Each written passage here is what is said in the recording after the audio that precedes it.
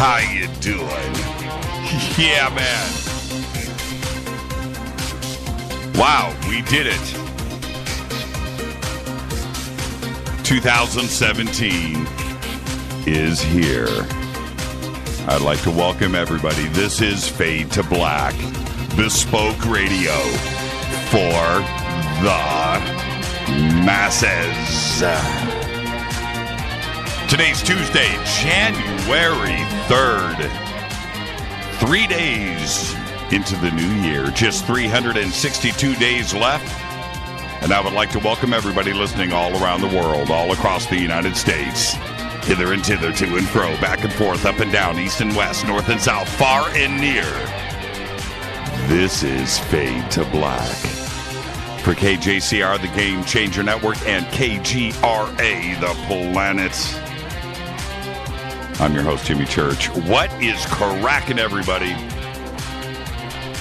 That's it. With that, this is our first broadcast for 2017. Tonight, kicking it off with our guest, Richard Bleepin' Dolan. That's right. We do it right here at Fade to Black. Tomorrow night, Freeman is going to be here joining us. We got a lot to talk about with Freeman. That's tomorrow night. Thursday is another Fader night with John Rappaport and his No More Fake Newsroom live. Followed by open lines all night long. What a great week we've got lined up in front of us. The call-in number, 323-825-5045. All right. Yes, we did it. We got here. And you know what's funny? Sitting here in the bunker. But maybe later on tonight, or maybe even before the bottom of the hour, down the hall in the other studio with Rita is Nancy. Yeah, Nurse Nancy is here, deep underground. Maybe I can talk Nancy into walking down the hall and coming in here and saying hello to everybody. Now, wouldn't that be cool? Let me see. I want to see Twitter light up right now. If you guys want Nancy to come down the hall and say hello to everybody, you have to make the request. You have to make it so she cannot say no, right? How cool is that? She's right down the hall. And, okay, so tonight, Richard Dolan. Tomorrow night, Freeman. Thursday, John Rappaport.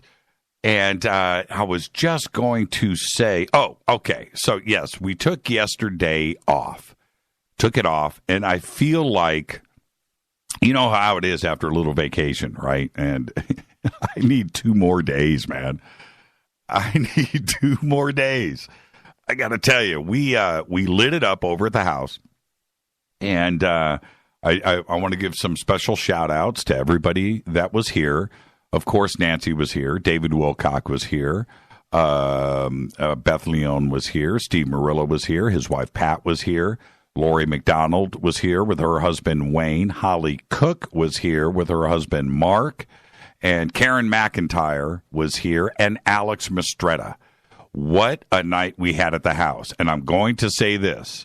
We didn't sit down to dinner until about 10:30 or 11 o'clock. So we barely, I mean, seriously, when midnight rolled around, we were still eating.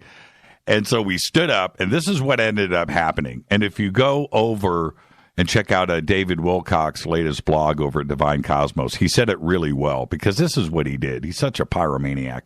David, we had those poppers that you pull the strings out of, right? Pull the strings. And at midnight, we had a big bowl of them, and Wilcock gets that's it. We started exploding these things and passed them around on the dinner table. So we had streamers and things and confetti that just covered the dinner table, all the food. And I gotta say, Wilcock could not control himself. He was the life of the party, man, and it was really fun at midnight. So my point is that everybody, we deliberately had a late start to make sure that at midnight we were ready to go, and we were. And this is the other thing, all right? 20, that's a 2 and a 0, actually 21 because I counted them. 21 bottles of champagne. So much champagne was drunk that at the end of the night, we had 4 bottles of Martinelli's, right? The apple sparkling cider. And Rita started pouring that, and everybody thought it was champagne. That's when you know you had a good New Year's Eve. So we did, and I hope that all of you did too. And like I said, today I feel like I need 2 more days off, but I'm here with all of you, and it's great. We're going to kick off 2017 properly. And I've got a couple of other announcements I want to get out of the way. On the 17th, which is a week from next Tuesday, on the 17th, we will be doing Fade to Black live from UPARS right here in Los Angeles in Studio City. So if you would like to come and hang out and come over and join the show and hang out with all of us and meet everybody and all the other Fadernauts and see the show broadcast live, we will be doing that from UPARS a week from next Tuesday on the 17th, normal time, 7 to 10 p.m. live right here in Los Angeles. All right, very special surprise guest is going to be announced, and it's going to be great. So we have about 150 seats. All right, that's it. It's packed at 150. So get there early, and if you want to go, I'll get you on a list. But and I'll make sure. But contact us, contact Rita, contact myself. We have 150 seats available. It's going to sell out. So over the next couple of days. So get a hold of us right away, and then you can come and hang out with all of us in Studio City at UPARS a week from Tuesday.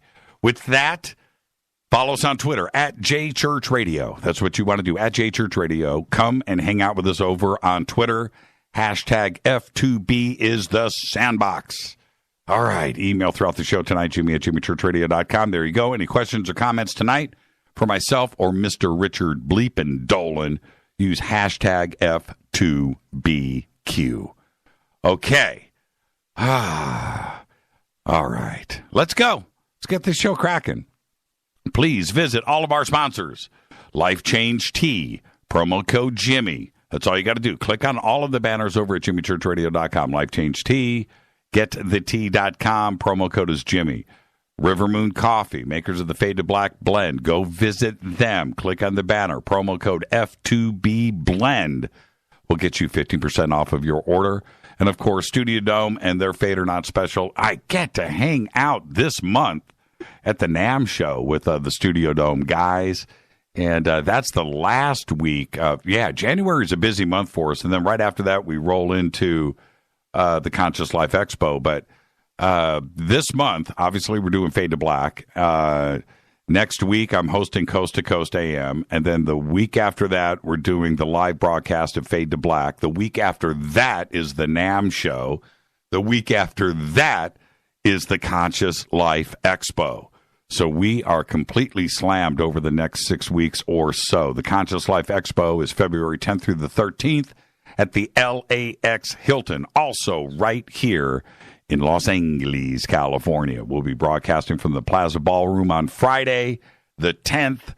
I'll be hosting the Ancient Aliens panel on Saturday, and we've got events all weekend long. So come and hang out with us. Tickets and info are over on our website. Just click on the banner for the Conscious Life Expo.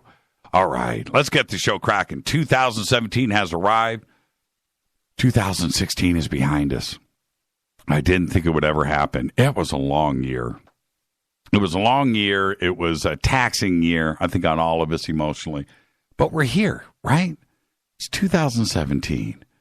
And so with that, I'm going to say happy birthday on this day to the one and only John Paul Jones, bass player for Led Zeppelin. Yeah, John Paul Jones today is 71. He, say what you want. You got Bonham, right? You got your John Henry Bonham. You got your Jimmy Page. You got your Robert Plant. But I'm gonna say this right now. I'm going to go on the record, man. John Paul Jones was the glue. That dude was the glue. 1/3. When you think about that, bass, guitar, and drums, and then he did all the orchestrations and the keyboards and playing bass parts with his feet while he's playing key. I mean, dude was the glue. That's right, John Paul Jones. Today, 71. Our dead guy's birthday today isn't a very special one at that. J.R.R.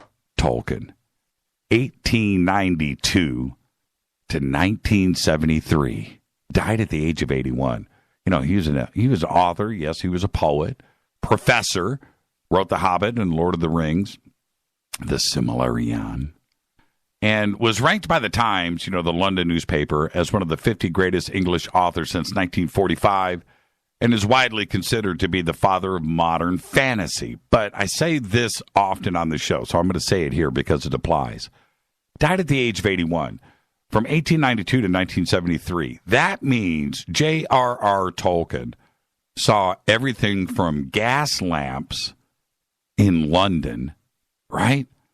Electricity rolling in, the telegraph, radio, television, the jet engine, rockets, and everything by 1942, 43, 44. Think about that. All the way through to Led Zeppelin, right? To Hendrix. Didn't quite make it to Van Halen, but died in 1973. That means he saw everything from the Wright brothers to the moon landing, the alleged moon landing. Think about that. Pretty incredible life. J.R.R. Tolkien, happy birthday. All right. On this day in history, it's pretty crazy. 1924. I like this. I like this. Thank you, Mark. I'm going to retweet that. That's pretty cool. Pretty cool gift. Jordan, that's actually pretty cool, too. Did you guys do No, I see. It just clicked by here too quick. All right. Who did the twerking alien? Bruce, you're out of control, man. But I like it. It's pretty cool. All right. On this day in history, 1924. Hey, what's up? What's up with Nancy? She's not... Is she chicken? Is Nancy chicken? What's up, Colonel Sanders? Chicken? On this day in history, 1924. Listen to this.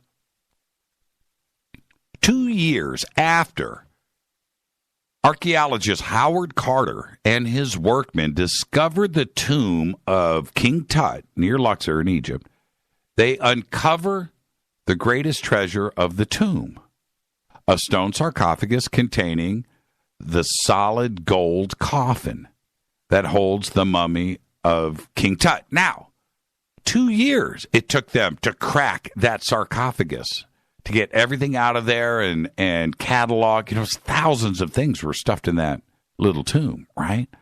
2 years later, they crack the sarcophagus, open it up, and there it is. 3 more caskets. And then, of course, the innermost casket was the solid gold coffin. It measured 6 feet 1 inch in length. And check this, weighed 243 pounds of solid gold. So I did the math today on that. 243 pounds of gold today would be worth about $4.8 million. 243 pounds of solid, not gold plate. That's not what, no. The other coffins, the other ones, because it was one inside of another, those were wood gilded with gold. But the innermost coffin was actually solid gold. People talk about it all, but it doesn't really register. Well, plug that into your brain. A 6-foot solid gold, 243-pound coffin. There you go. Fader fact. And this is real, too. You're going to think I'm making this up. Rolling Stone magazine originally gave Nirvana's Nevermind a 3-star rating. Yeah, back in 1991. Today, Rolling Stone rates it 5 stars, and they rank it as the 17th greatest album of all time. And that is a backpedal. There you go. Yeah. Happy 2017, everybody. I'm glad to be back. It feels great to be in the chair. And then I've got this. On Sunday, an Oregon law went into effect that bans the use of weaponized drones in Oregon, right? And takes the first step toward limiting data collected by drone surveillance under the current law. The legislation not only establishes important privacy protections at the state level, it will also help thwart the federal surveillance state, if you think about it. Representative John Huffman and Representative Gene Wissant sponsored House Bill number 4066. You can write this down. It's called HB 4066. The new law takes a Class A misdemeanor to knowingly or recklessly operate an unmanned aircraft system that is capable of firing a bullet or projectile, or otherwise operates an unmanned aircraft in a manner that causes the system to function as a dangerous weapon, as defined in ORS 161.015. The new law also requires, and this is where it gets great. You know, if you didn't love Oregon enough already, check this out. Let me hit this coffee. Fade to black blend. The new law also requires any government agency operating a drone to establish policies and procedure for use, storage, accessing, sharing, and retention of data collected. While the statute does not include specific requirements for handling drone data, it takes a first step towards controlling information collected by unmanned aircraft and sets the stage to limit access to such data in the future. Wow. Look at that. All right. I just caught that. That's a good tweet. Okay. They're doing tweets of the party. That's a pretty funny tweet. That's the one that says, "Hi, Mark." There you go. See, Mark, we love you. All the way over there in Australia. They were thinking about you that night. Okay, back to what I was talking about. What HB 4066 builds on is the existing laws regulating drone use in Oregon. Because back in 2013, Governor John Kitzhaber signed a bill into law requiring law enforcement to obtain a warrant for drone use in all but a few cases. With this expansion of the law, Oregon can take the next step and ensure all data collected by drones is strictly controlled. Although Oregon laws apply primarily to state and local drone use, they throw a high hurdle in front of the federal programs that are out there.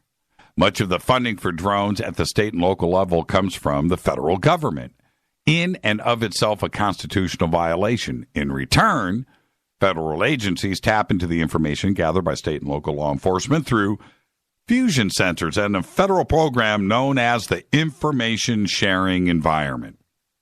Now, according to its website, the ISE provides analysts, operators, and investigators with information needed to enhance national security. These analysts, operators, and investigators have mission needs to collaborate and share information with each other and with private sector partners and our foreign allies, end quote, directly from the website. In other words, ISE serves as a conduit for, sharing of information that they gather without a warrant. Think about this. The federal government encourages and funds a network of drones at the state and local level across the U.S., thereby gaining access to a massive data pool on Americans without having to expand the resources to collect the information itself. By placing restrictions on drone use, state and local governments limit the data available that the feds can access. Now, let me break this down in case you don't quite pick up what I'm putting down right now. Without state and local cooperation, the feds have a much more rough time of gathering that information. This represents a major blow to the surveillance state, my friends, and this is a major win for privacy. And we all need to applaud Oregon for passing HB 4066. But meanwhile, a boom in consumer drone sales has spawned a counter industry of startups. Yeah, aiming to stop drones flying where they shouldn't by, well, basically disabling them or shooting them out of the sky.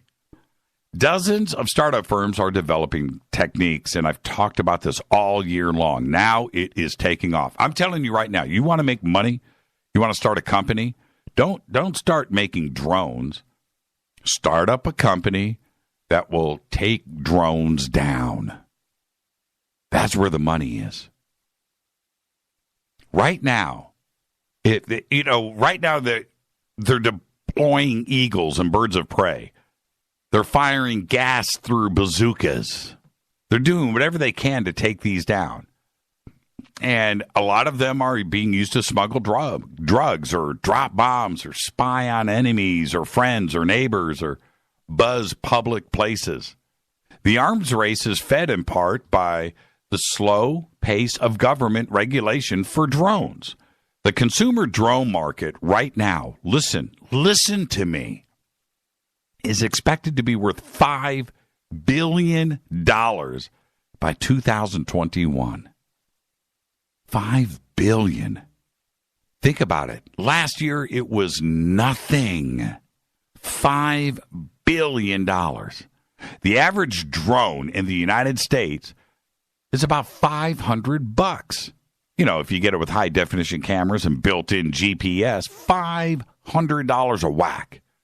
Millions of consumers can fly all of these high-end devices, and if they can, well, so can drug traffickers, right?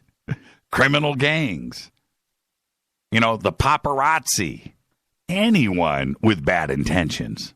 Yeah, the paparazzi, bad intentions. Think about it.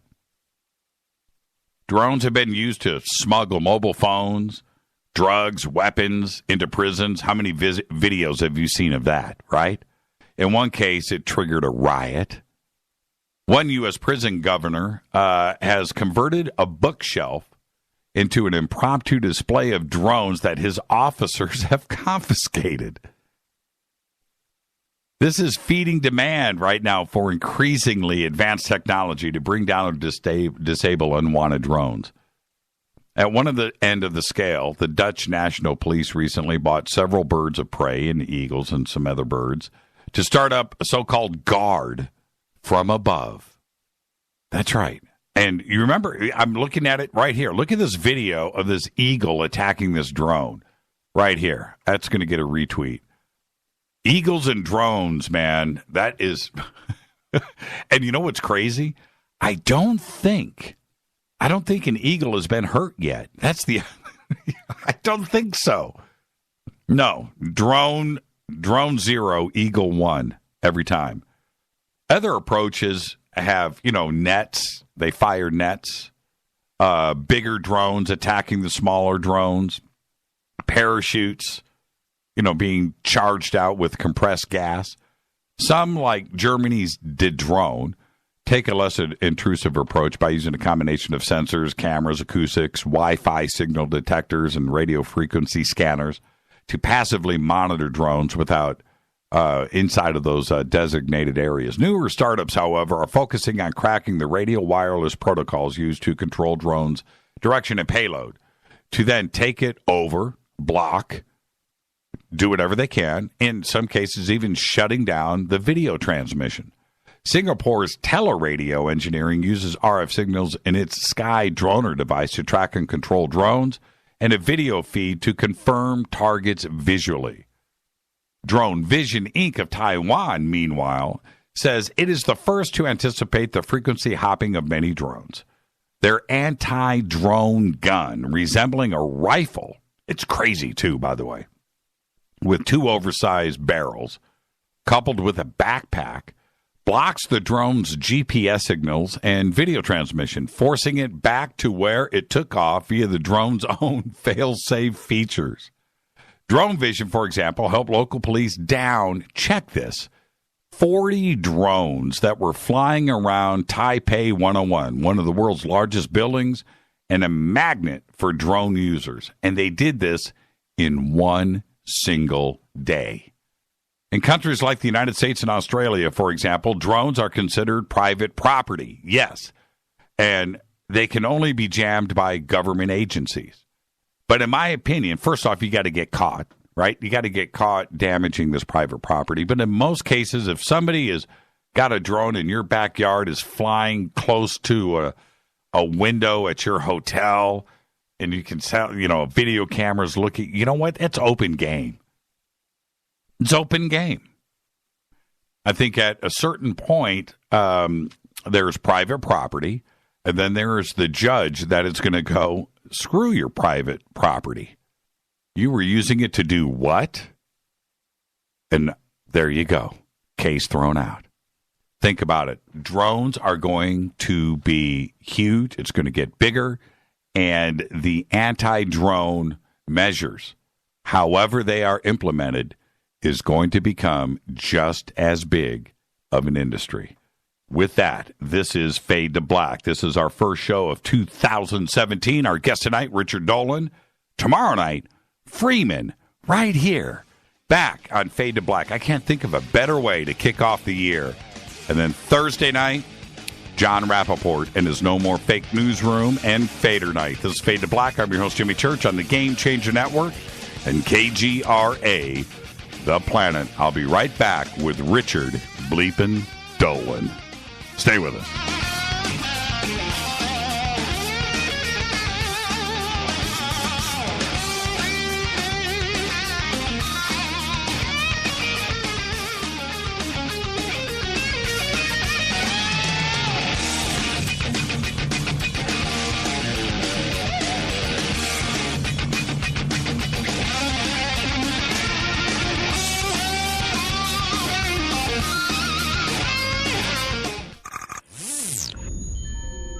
You're listening to Jimmy Church, Fade to Black. Fade to Black will now pause for alien identification. The station that talks the net. KGRA Radio. When you take the beans from Central America with dashes of Indonesian and African mixed in and then roast it to the dark side of Fade to Black, you create the ultimate brew of fringe. Introducing the Fade to Black blend from River Moon Coffee. Yes, River Moon's darkest customized roast was created for the love of Fade to Black. The alchemy of masterful roasting and smoking the beans is in every sip of this full-bodied dark Java. I need my coffee dark, deep, with distinct bittersweet chocolate highlights, just like the bunker. Leaning further into the darkness of the roast is Fade to Black blend from River Moon Coffee. Just click on the banner at jimmychurchradio.com and use the promo code F2BBLEND for 15% off of your order today. Go Beckley Teppy. Hi, folks. In a world of GMO, genetically modified organisms, that is, chemicals, processed foods, and a healthcare system that's unraveling like a cheap suit, it's time to prepare. God created herbs, and herbs help man. Our body can heal itself, just sometimes we need assistance. You need some help? GetTheTea.com. That's GetTheTea.com. Our mild detox is quite powerful with its unique blend of 8 different herbs. And if you're looking for more, our non-GMO supplements will help you with different needs you might have. Health should be a top priority. Take care of your health naturally. Log on to GetTheTea.com. That's GetTheTea.com. Give your body a treat. Let the herbs do their thing naturally. Read all the testimonies on the website, GetTheTea.com. That's GetTheTea.com. Sickness and viruses are like intruders, and herbs are like warriors. Let the tea work for you. That's GetTheTea.com. 9 out of 10 geneticists agree. Fade to Black.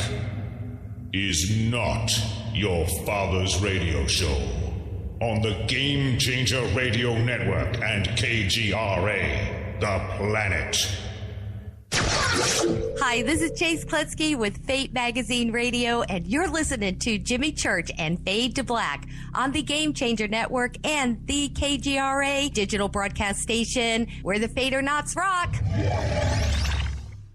Hi, this is Rob Reiner from Anvil, and you're listening to JimmyChurchRadio.com. What's up? I'm Chris. What up? This is Kyle Manson. You're listening to Jimmy Church Radio.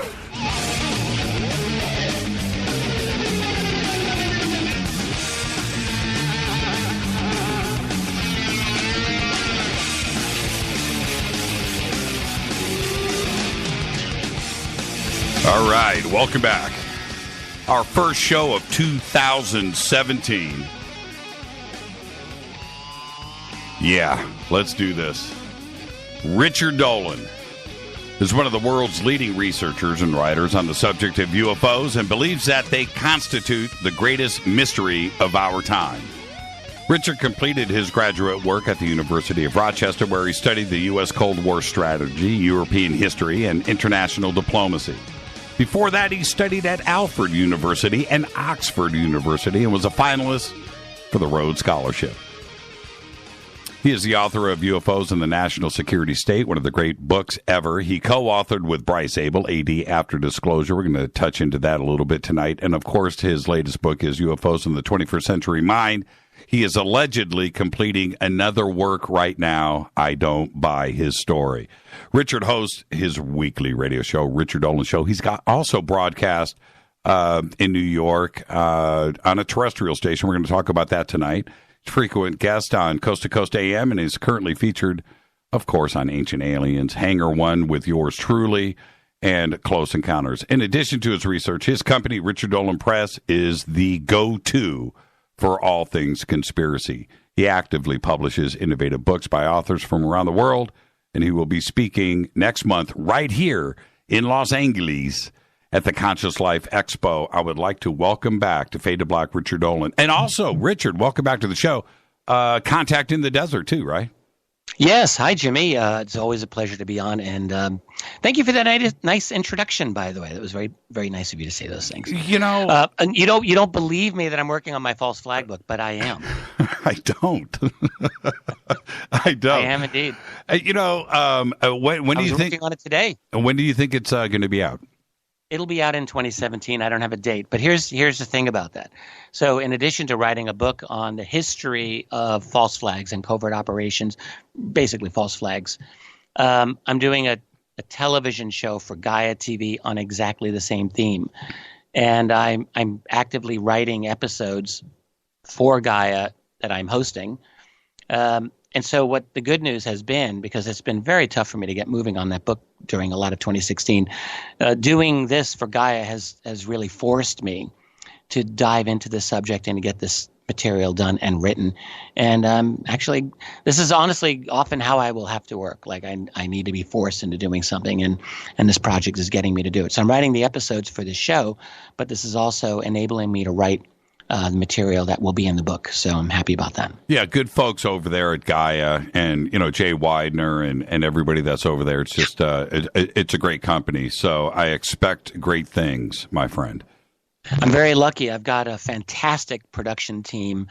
If I don't look good, it won't be their fault. It will only be my fault. I can tell you that right now. I've got fabulous people, a great producer, and a fabulous production team, and they are going to be doing everything possible to make some good visuals to go along with my mug that will be on the screen. So I think it's going to be a very good experience.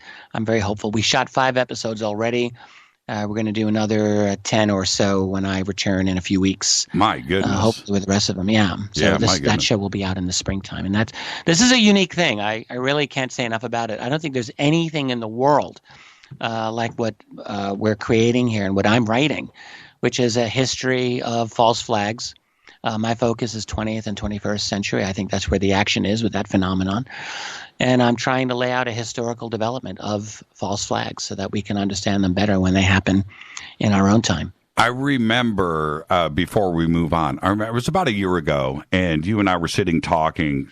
We were somewhere together, and I said, what are you going to? You had a I forget where this was. You'll remember the conversation probably. And I said, what are you going to speak about today? And you go, you know what, man? I don't know. But that's typical. And you go, but this is what you said. You go, man, for me, it's all about false flags. I know you remember that conversation, don't you? It might have been Contact in the Desert in California. Okay, that might have been it. And it was just funny, man. You've been on a mission now about this, so I'm excited, and nobody better. Well, thank you. I'm actually getting to the point where I'm feeling excited. I don't get excited easily about projects. I'll get involved. I'll get kind of motivated and fanatical, but I don't get actually excited usually. But I'm starting to feel the excitement on this because I think there's some fresh insights and material that I've been working on, and I really am excited about sharing them with the rest of the world. And I'm hopeful. I'll be interested to see the reaction that this book gets. It'll be a full-length book, 300 to 400 pages, something like that. And I'm most excited about the analytical approach that I'm trying to take to this phenomenon, rather than go through every single event and decide, is this a false flag? Is this not a false flag? It's difficult sometimes to know with some of these. I just did an analysis earlier of the 1993 World Trade Center bombing and the 1995 Oklahoma City bombing, looking at these as false flags. And we don't have to get into this whole thing all night. And what I find about them is they are definitely instances in which the official explanation of those two particular events is simply not credible when one starts looking into the details. But then going farther and asking, all right, who did it? Who's actually behind it? We're dealing with a nebulous intelligence communities, plural, of various nations. That have interest in doing these types of things, and so we may end up being frustrated in trying to get to the culprit of all of these false flags. Having said that, it is still important for people to understand that the official narratives that they are being given for so many things going on in our world, both in the past and today, are not simply questionable but out and out lies. And I think increasingly we need to understand and call them out for what they are. So the false flag book, I think, has an analytical approach that I'm hopeful people who read it will feel that they learn something out of it and help them not to be tools the next time something ends up on their Facebook feed and they end up copying and pasting it to their feed that was put out by CNN or the Washington Post or one of the other mainstream propaganda rags that are out there to brainwash us. Well, what's interesting is that, of course, not everything is a false flag, but when you have these twisted events that occur, a lot of times there are things in the background that it may not be a false flag, but those agencies end up having to lie about something because of what they are doing in the background that are involved in these things. We find out about that, and then it's all a big lie, and we jump on the false flag label, and deservedly so, because there's always something going on. There's a lot of what I would call opportunism going on in the intelligence field. So I look at something like 5 years ago, the Arab Spring, almost 6 years ago, of early 2011. And this was, very exciting. I don't look at that as a false flag, but I do because I think that there were genuine Arab people who showed a lot of discontent with their countries and their governments, and rightly so. It's not hard to understand why.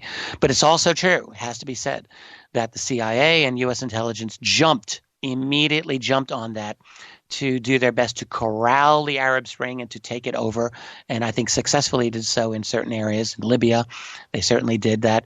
In Syria, they tried to and have failed. So in other words, in Egypt, I think doing their very best to move that revolution the way it went. So I think what happens is that these events happen. They're not all under the control of the puppet masters, but that those individuals pulling strings, that is the intelligence community, the financial community, jump on quickly, immediately, and often very effectively to take over and to use those events for their own purposes. And I think that's what happened in that case of the Arab Spring. And we could probably look at a lot of other examples where elites will opportunistically jump into something And so when we look at that, we can't really say that that's a false flag, but we can say that this is an event where the narrative is portrayed in a very dishonest way. We see this with UFOs. We've seen it for 70 years with the UFO phenomenon. It's been portrayed in a dishonest way. And we see this with the rest of the intelligence field and all of the other things that go on in the world of geopolitics and national politics. Narratives, there's spin, there's lies, there's deception. We've seen it in the last presidential election. I'd love to go into that if you want. We will. That's not the same as false flags. So there's all types of deception that exist in our world. Has conspiracy become the new normal? You know, with fake news, the way that, you know, that we were pummeled with that in 2016, and we start to look at mainstream media and those news outlets where now we just can't believe the narrative, right? We just can't. They are the purveyors of the fake news. I mean, that's the great irony of the whole fake news meme that made the rounds. Yes. You know, you have the Washington Post, which is, what are they other than a mouthpiece for the CIA? Right. Talking about fake news. That's like you and me. We're supposedly fake news for these people. Any establishment that did not toe the line of the current global neoliberal, neoconservative policies. And in the last election, that means anyone who didn't want to vote for Hillary Clinton was basically labeled as fake news. Or no, it was both sides. Well, it was actually both sides played it effectively with this. What do fake you mean, news. both with Democrat and Republican? Yes, absolutely. They're both neoliberal. They're both neoconservative. Right. That's why they both went after Donald Trump. And I'm not saying this as a Trump supporter. I never have been.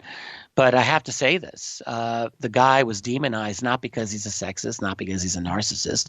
Yes, he's those things and more, but that's not why he was demonized. He was demonized because his rhetoric, anyway, as a candidate, was not neoliberal globalization talk promoter like Hillary Clinton, and was not a neoconservative empire builder, destroyer of nations like Hillary Clinton was. And so because those are the two pillars of the American ruling class religion, basically, he had to be taken down. They can't take him down honestly. They can't say, oh, well, he's not on board with the empire globalization program. I mean, that really wouldn't go over very well. So they find a pretext. This is an old game. In Brazil earlier in 2016, they had a president who was impeached illegally, I would say, a very nice lady named Dilma Rousseff. And there's a lot of commonality between Dilma Rousseff and Donald Trump, believe it or not, despite their differences in personality. Everyone who knows Dilma thinks she's wonderful. But what they had in common was that both are basically classic nationalists. So she didn't want the IMF and Goldman Sachs running Brazil. That's basically Dilma Rousseff. And what happened in Brazil was a 2-year concerted mainstream media effort to demonize her, to turn her into some criminal, which she isn't. And they ended up impeaching her. And now, guess what? Brazil is under Goldman Sachs and IMF control. So now in the case of Trump, he makes it a little easier. He has a lot of personality quirks and issues, and they can go after him very easily.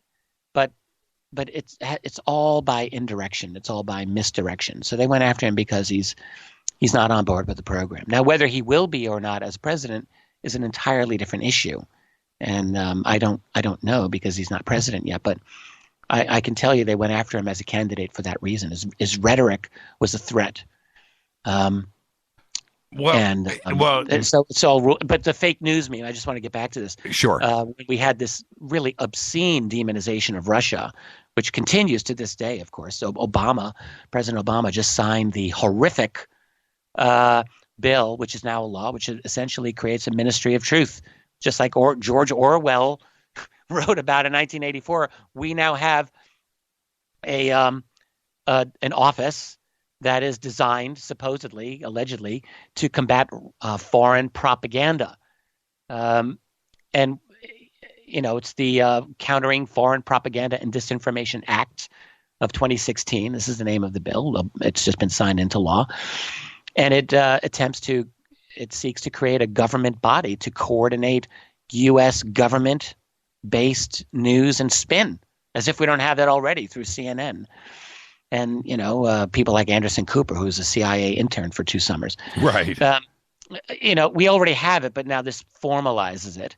And what I don't know, and I don't think what anyone knows, is how far this office will go toward countering what it deems to be, anti-American foreign propaganda-based information. Like, will KGRA radio come under their strictures, or Gaia TV, which I'm doing my show with, which has already been labeled as Russian-based fake news already by the Washington Post. So, who knows? I don't know how far this will go, but the thing is, we're in an era where this fake news is it's so upside down because the true purveyors of fake news are the mainstream CNN, the people who gave us weapons of mass destruction in 2003, and the people who still tell us there are no UFOs.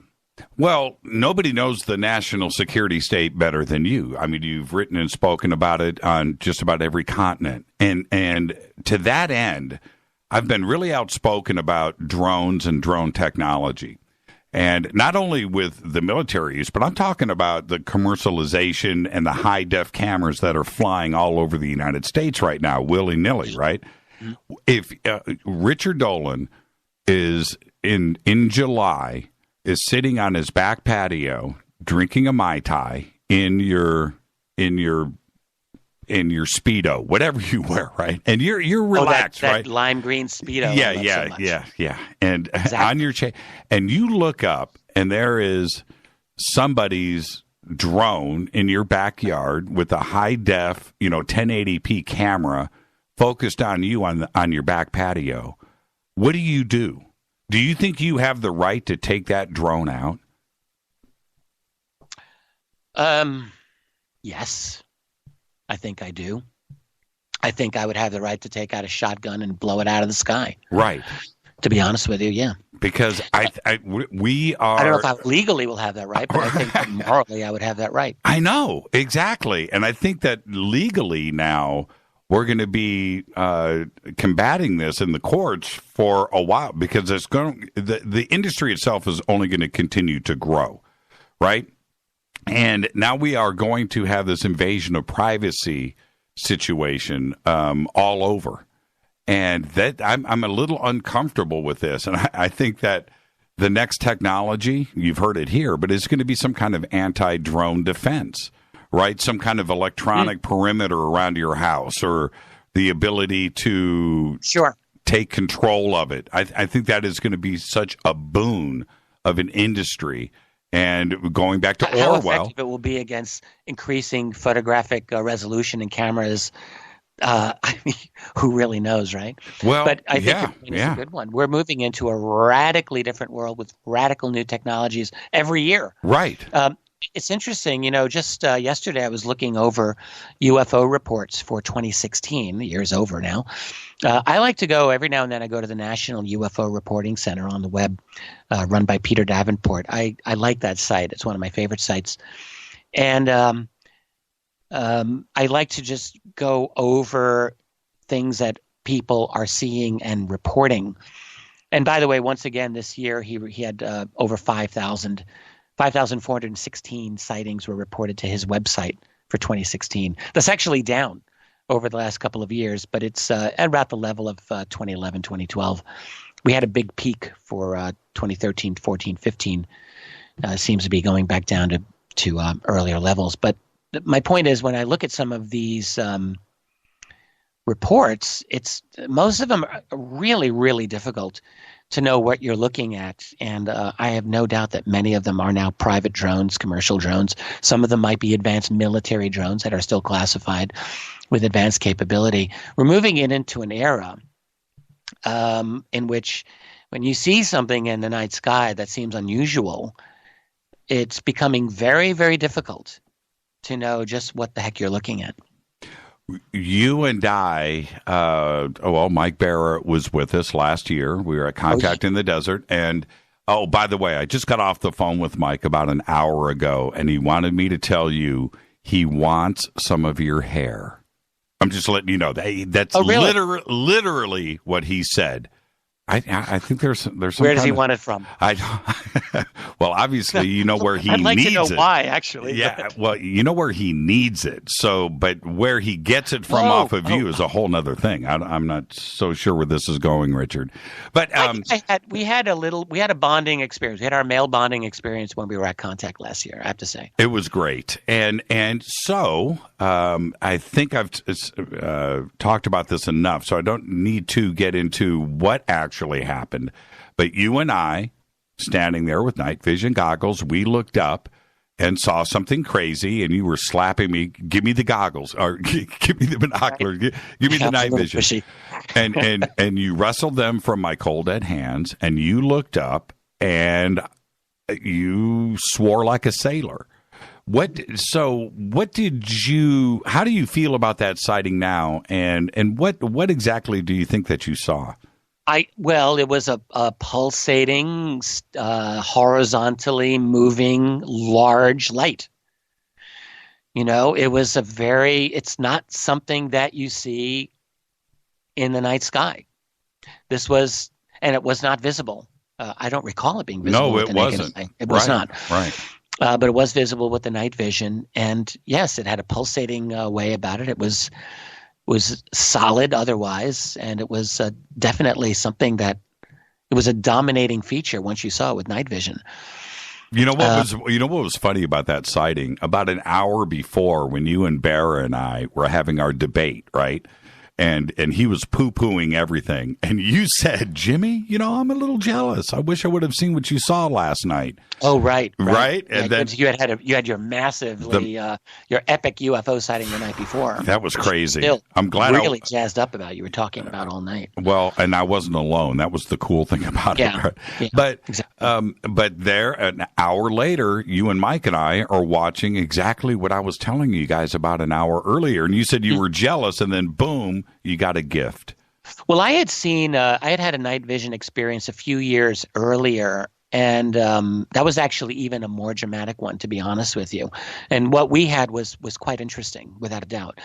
But a number of years earlier, I was in southwestern Illinois, and for 2 hours, from 11 p.m. till 1 a.m., I was with a small group of people, and we had several night vision glasses, binoculars that we were able to pass around. I had a lot of time with night vision that night. I saw, by my count, maybe about 100 items that I would not have seen otherwise, and quite a few of them were really peculiar. A number of them were super high altitude, moving fast, pulsating in unusual ways. Some were just very fast, mid-level atmospheric objects that I didn't know what the heck could be doing that. There were a couple that seemed to be maneuvering in unconventional ways, that is, stopping and starting. So what struck me, and none of them were visible without night vision. That was the main thing that I took out of that. And in other words, there's a tremendous amount of traffic over our heads, I'm assuming every night. Every night. And every we night. just don't have the ability normally to see it. We need the technology to do it, but it's there. And the question is, who is in charge of this infrastructure? Is it us or not us? And either way you answer it, that's a fascinating thing to look into, right? Yes, and it we're is. building these things. That's the breakaway civilization right there, and as I see it. Yeah, that's the SSP. Right, that's the SSP in play. And I'll tell you what's really crazy. Yeah. People hear about night vision all the time. They hear you and I talk about it, or others. But until you do it yourself, right? But after you do and you realize what is actually going on up there, you can't help, when you're walking around at night, you look up and you say to yourself, and I know you've done it, Richard, something's up there right now as I'm standing here, and I absolutely have. Yeah, it's crazy how it changes your outlook about what's going on in the night sky or the daytime sky. But you just, that's a whole nother conversation. I'm still committed. One of these days I am going to shell out a couple of $1,000s, and I'm going to get myself access to a decent pair of night vision binoculars, and I'm going to do it. I know. We talk about it all the time. Yeah. And we're going to do it. It's frightening too. That's the thing. Do you really want to know? I do. Yeah. It's nuts. I mean, I really do want to know.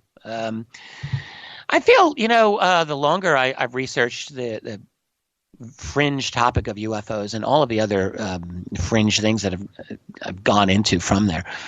I really believe that myself and everyone that I know, we have a much greater tolerance for the truth than we may think we do.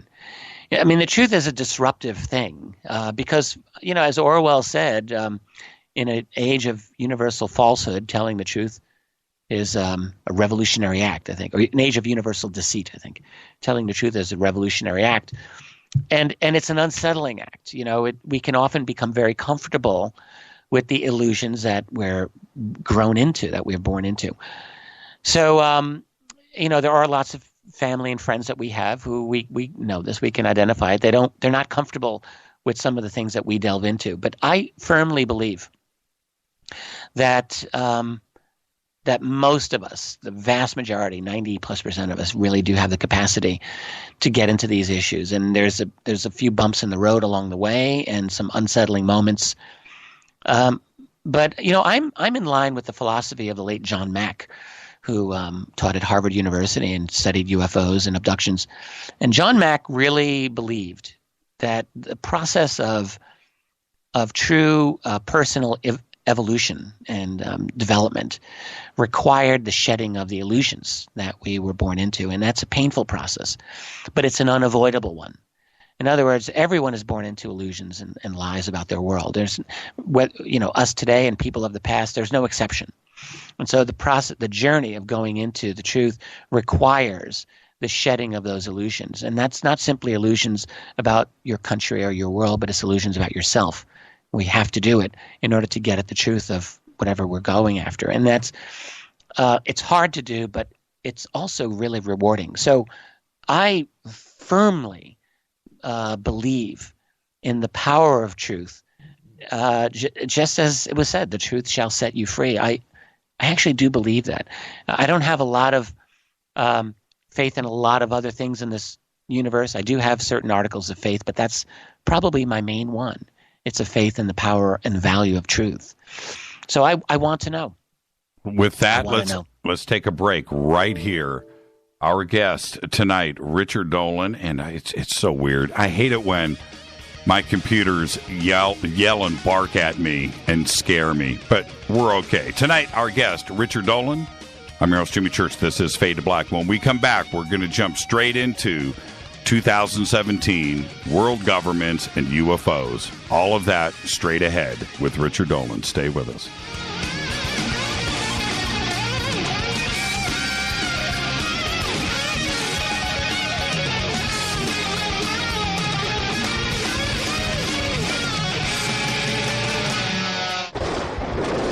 This is Fade to Black with Jimmy Church on the Game Changer Radio Network and KGRA, the Global Radio Alliance.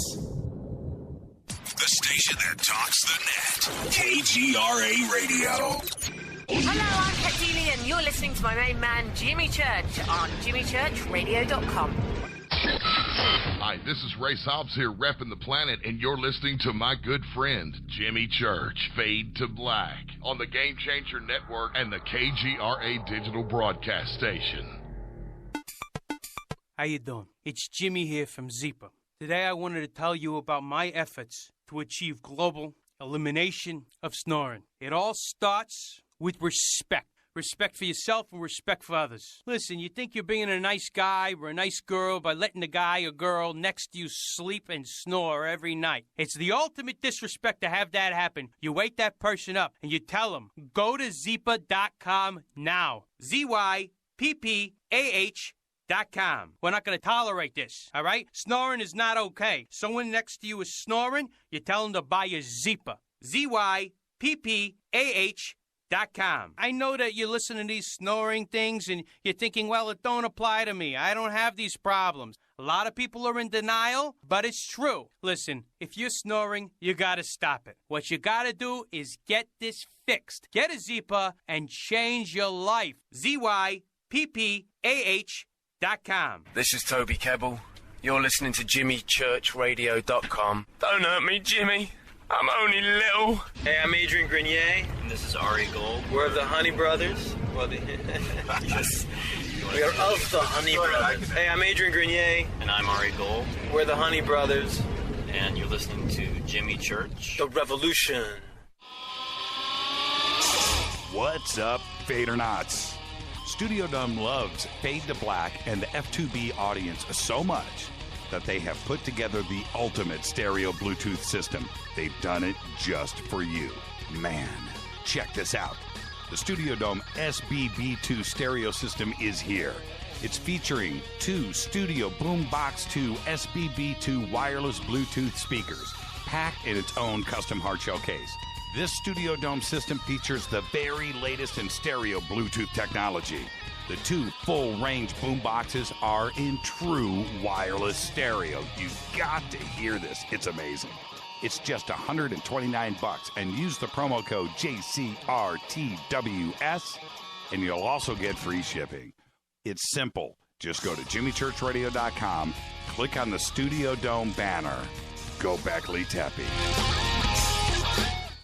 This is Micah Hanks of the Gralien Report, and you're listening to Jimmy Church on Fade to Black, across the globe on the Game Changer Radio Network and the one and only KGRA Radio, The Planet.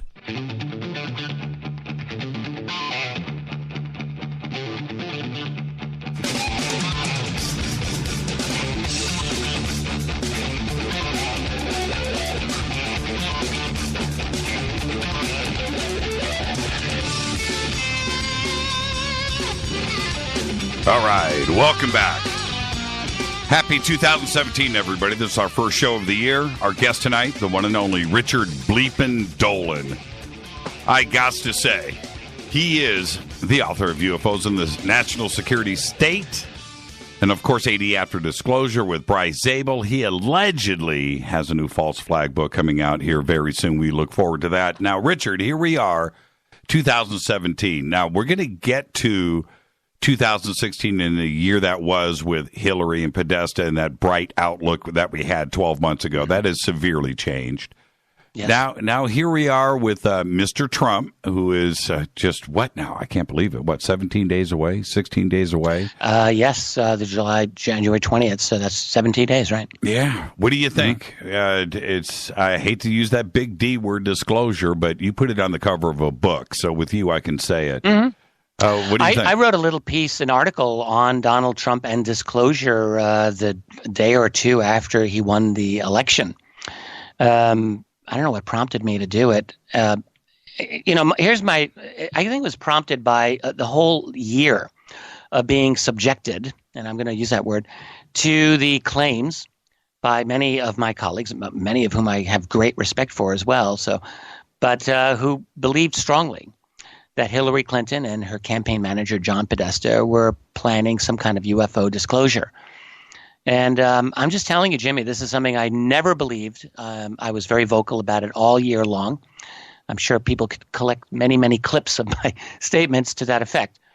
And this despite the fact that John Podesta, it's well known, he had a strong interest, has probably still an interest in UFOs.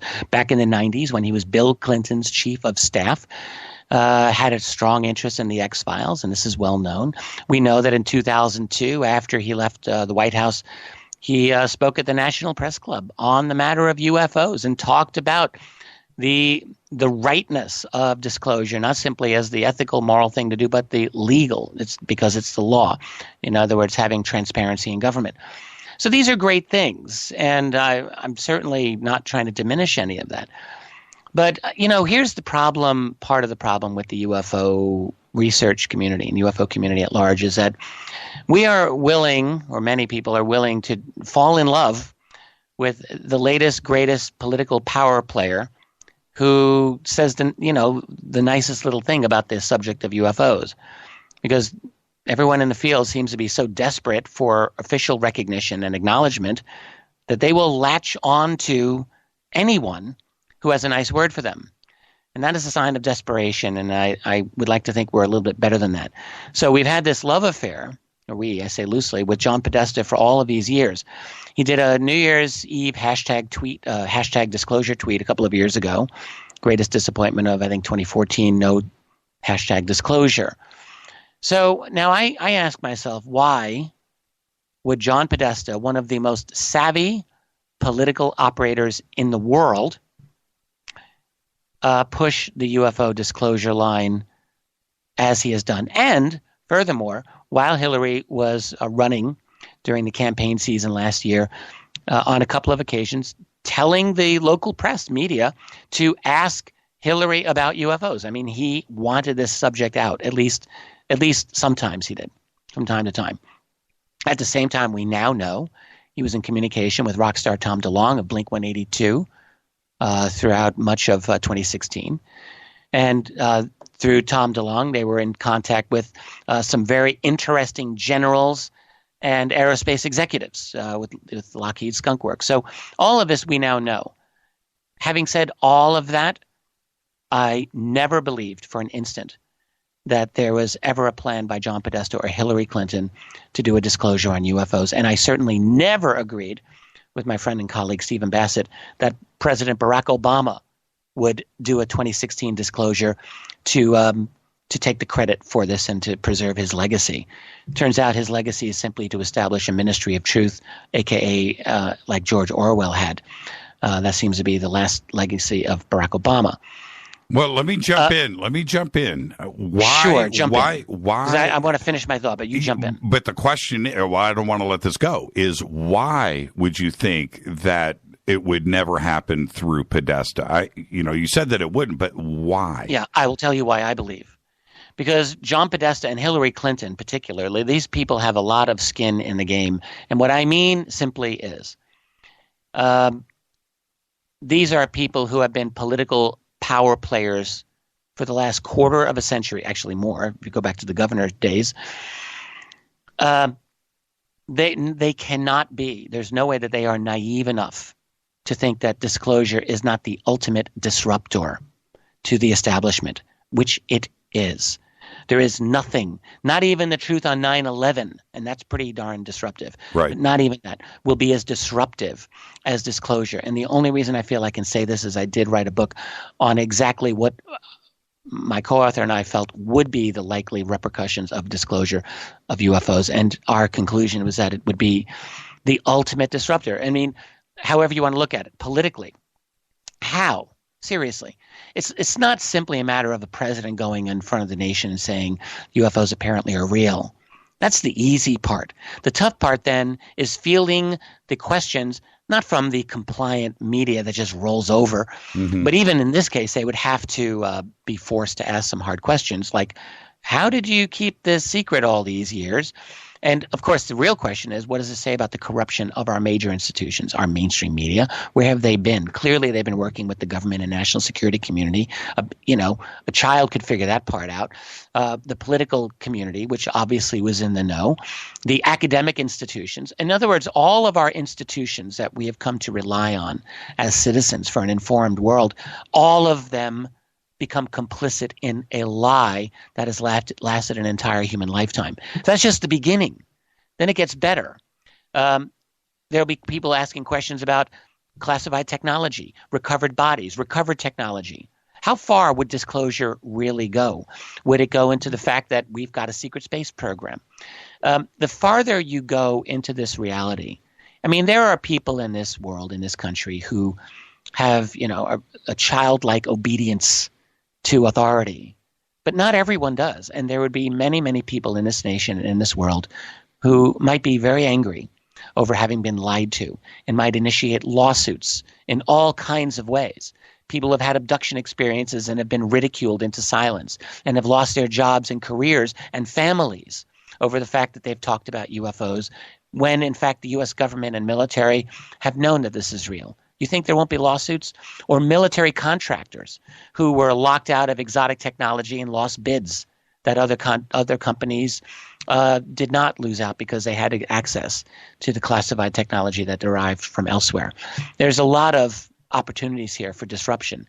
But it gets worse than that because there would be people – we had Occupy Wall Street, but what about Occupy Area 51, Occupy Wright-Patterson Air Force Base? Once people realize the depths of the illegality of the secrecy, I think there'll be a lot of unhappy people. So what Podesta and Hillary would have had to do if they were going to do a disclosure, it would be disclosure as a false flag. In other words, it would be disclosure as a way to massage the data that they obviously have in such a way as to generate maximum amount of fear and dependence on the government as the savior. So in other words, under the mountains of information that clearly they have, you take the tiniest sliver that is true information, but also a limited part of the spectrum. You promote that as the truth, and you use that to manipulate the public. And if that's going to be their disclosure, which I suspect that would be the only way that they would do it, I would opt out. I'd rather Russia under Putin do disclosure or the Chinese do it, not the Americans, who can't be trusted. But the reality is that if they were to do any little bit of disclosure, it's something that would get out of control. Then there's the energy paradigm. At a certain point, when you have disclosure of UFOs, you're going to have to recognize that these objects are not using petroleum to go from point A to point B. Right. And so whatever the answer, whether it's 0 point, whether it's cold fusion, hot fusion, I don't know what the answer is. But I can tell you this, we'll figure it out soon. And that means a post-petroleum society. That means a post-petroleum world. That means an undermining of the entire United States structure of power in this world. The U.S. builds its empire on reliance of the petrodollar system. It's on oil. That's why the U.S. destroyed Libya. That's why they were trying to destroy Syria. So all of that goes away. And Hillary Clinton is nothing if not an empire builder and a destroyer of nations. That's what they've done. There's no way that these people who work for Goldman Sachs, who work for the financial masters, they're just not going to turn around willy-nilly and say, oh, let's do this one for the people. Not going to happen. Never. The establishment, and I wrote this 6 years ago, that the establishment would never voluntarily do it. They would only do it if they were forced into it. WikiLeaks maybe, Snowden, some other kind of leak, maybe. You've got to get enough traction to get around a mainstream corporate media establishment that will fight you tooth and nail just as much as the political establishment will. But maybe you can do it. But only then, if the political establishment is pushed to the wall, will they then spin disclosure in a way that will work in their interest. So that is why, like, I've never believed Barack Obama and all of these people for years. This made me crazy, Jimmy.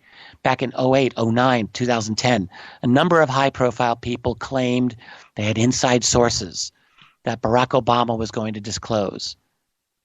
Roll the eyes, I had eye rolls for years for hearing this because I knew it would never happen. Of course it didn't happen. And then you have people, all throughout these last few years saying, for whatever reason, that their sources said it was going to happen. The establishment of political power in the United States is beyond redemption. Now enter Donald Trump. Well, before we enter Donald Trump, and we will enter Donald Trump in 2 minutes. But one thing that needs to be said here, which I find extremely interesting, is the golden boy, the once golden boy of our outlook, Podesta, right? is now so clouded and damaged that because of Pizzagate and allegations, that and WikiLeaks and everything else that has happened to him, that the UFO community now cannot utter his name. Right? It's fun. Well, the Pizzagate thing, I have not really delved into this yet. Maybe I will. I haven't yet. I mean, I'm very familiar with the allegations, and they are.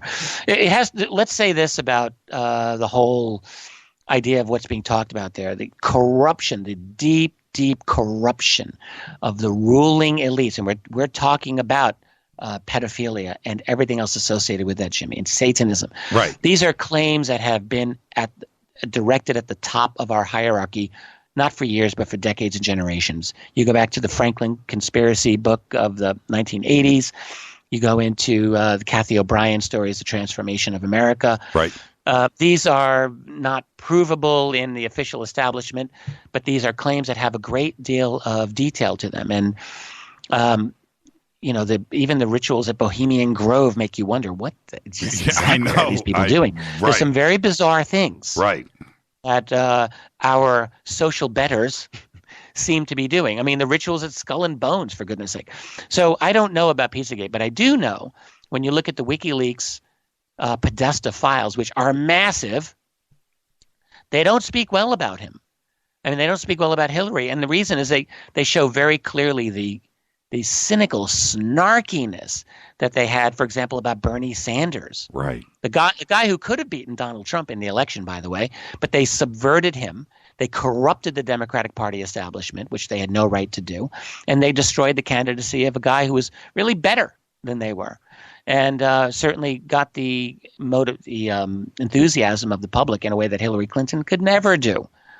And so it comes through the cynicism of John Podesta and Hillary Clinton. It's unavoidable. Whether you're a Hillary supporter or not, you cannot avoid seeing this come through. And so yes, it's going to be tainted by that. It is completely tainted. And so all of the efforts with Tom DeLonge and his crew, right? You can't use Podesta's name now. And that was a great deal of political naivete. And I met Tom DeLonge. I like Tom DeLonge. He's a nice guy. A very good guy. But, sure. But and I don't want to single him out because it's not fair. It's not. There are a lot of experienced UFO researchers who frankly should know better. And I'm not going to mention them by name because I like them and I respect them and they've done good work, but they should know better. And they should realize that the political establishment that they are talking about in context of disclosure is, as I said earlier, irredeemably corrupt.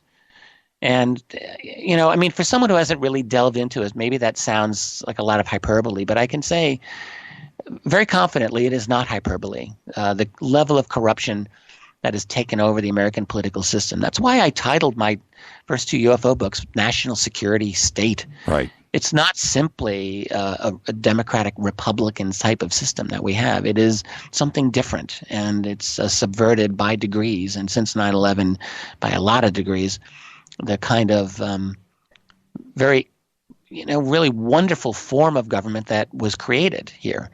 The United States of America, that is still a wonderful dream and still a great ideal to shoot for, but it's gone. It's a corpse of a republic. So enter Donald Trump. So here's Trump, the ultimate disruptor of the system.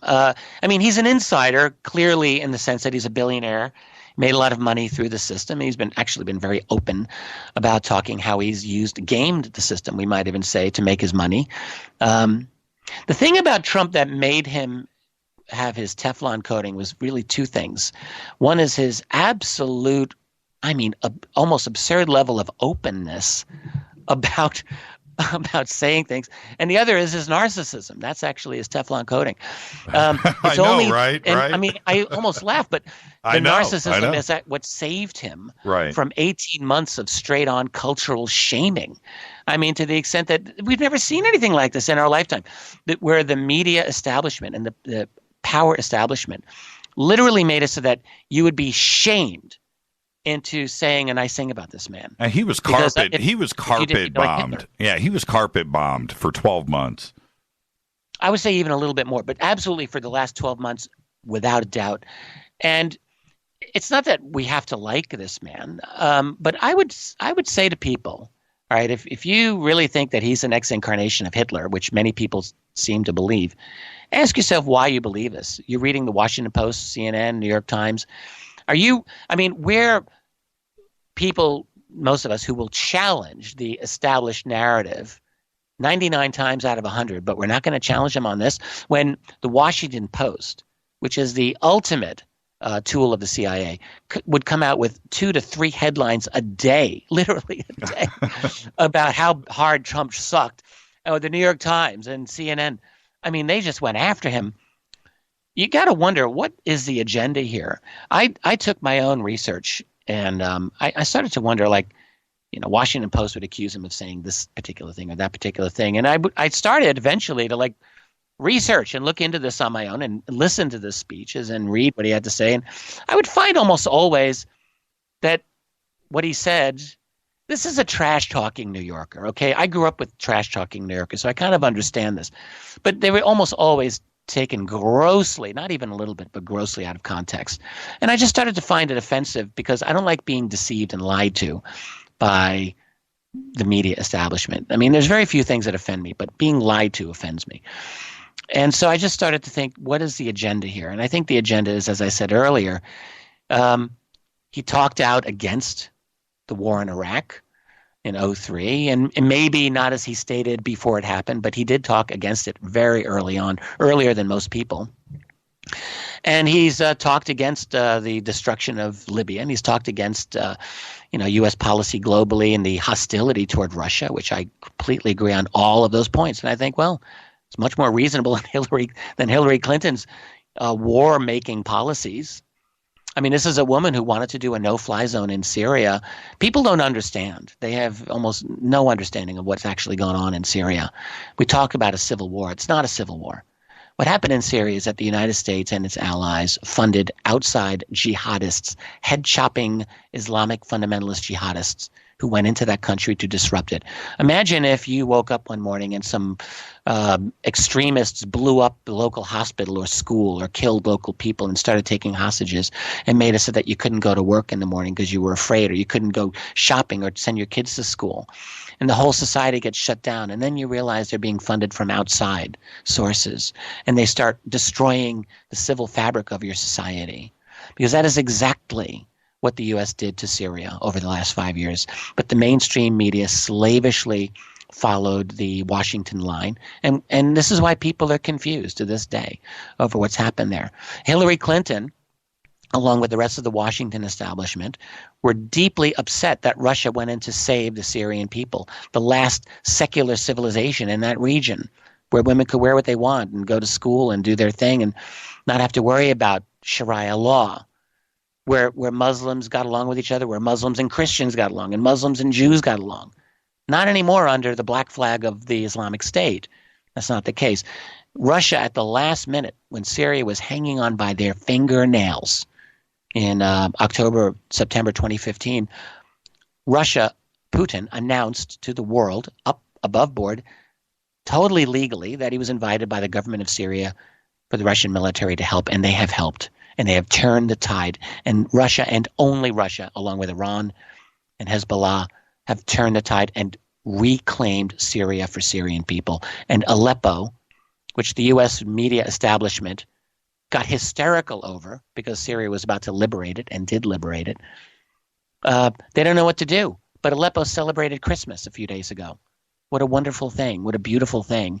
And all people have to do is go on YouTube and look at the video celebrations. It's magnificent. What I'm saying is that what Hillary Clinton wanted to do was to establish a no-fly over Syria, which would have meant not that the U.S. wouldn't fly planes because they would continue to destroy the Syrian Air Force, but they wouldn't allow the Russians to fly. That's a recipe for war. This is what the hawkish neocon establishment in Washington, D.C. wanted, and Hillary Clinton was their spokesperson. It just enraged me beyond anything that people who were self-styled progressives and friends of mine who thought, well, it's time for a woman to be president, let's have her in. They had no idea, not the slightest idea of how warmongering she is and has always. She's Dick Cheney. She just wears a pantsuit. There's no difference between Hillary Clinton and Dick Cheney, right? And we don't like Dick Cheney. Why should we like Hillary is what I always say. But with Trump, well, I'm just back to Trump. I feel like he's an unpredictable player. He survived the media onslaught. He is, he's in love with himself, we can say, but he's also someone who I wouldn't bet on him doing disclosure. And I don't know, you've got the oligarchs that are moving in to take over his administration anyway. So maybe they'll end up winning. Maybe Trump will lose anyway. But he's enough of a wild card that you got to wonder, like, what is it about this guy that allowed him to survive that onslaught for so long? And couldn't you just see, I mean, maybe this is me being in fantasy land here, but couldn't you just see Trump getting, finally, after demanding from the CIA, which is his enemy, a briefing on UFOs, right? Mm-hmm. And he gets this snap moment where he's like, oh my God, it's real. And I think he suspects it's real, actually, because he's into alternative media. Like, you can tell. I mean, he did an interview with Alex Jones. Full on Alex Jones. Oh, hey, that's where he gets his news. Let's not play around about this. He's into alternative. Well, I'm sure there are other sources. I don't know. But my point is simply this. He gets a UFO briefing. Couldn't you just see him thinking, yeah, what the hell? I'm going to do this because I can. Because I can. And I don't care. He has no skin in the game. Right. He has not been implicated in a generation or longer of a cover-up. because he's not part of the political establishment. In fact, he's at war with that political establishment. As far as I can tell, he's still at war with them. Well, he doesn't like to be told you can't do this. That's not in his mindset, Richard. It's just simply not. And if he gets briefed, right, by the CIA, obviously when he does, this subject will be in there one way or the other, right? And if he is told, well, but this part over here, you just can't talk about. Well, that's the last thing you need to say to him, right? I mean, that's it. I totally agree. Totally agree.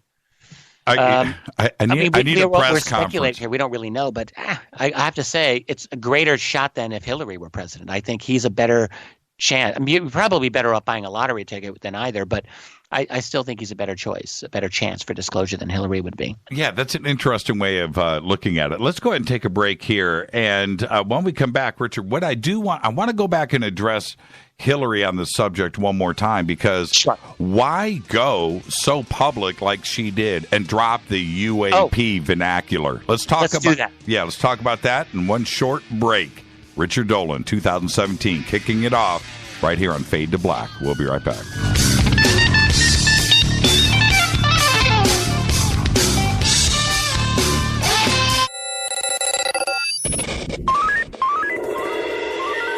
Way out here, we listen to Jimmy Church. You're listening to Fade to Black. Always on the edge of the hottest alternative talk. Jimmy Church with Fade to Black. KGRARadio.com. ¿Qué tal, mis amigos? Yo soy Mario Carson, el tiburón, y los invito para que escuchen a mi buen amigo Jimmy Church Radio. ¡Claro que sí! You get a Zeepa. You get a Zeepa. You hear me? What's the name when you snort? It's Zeepa.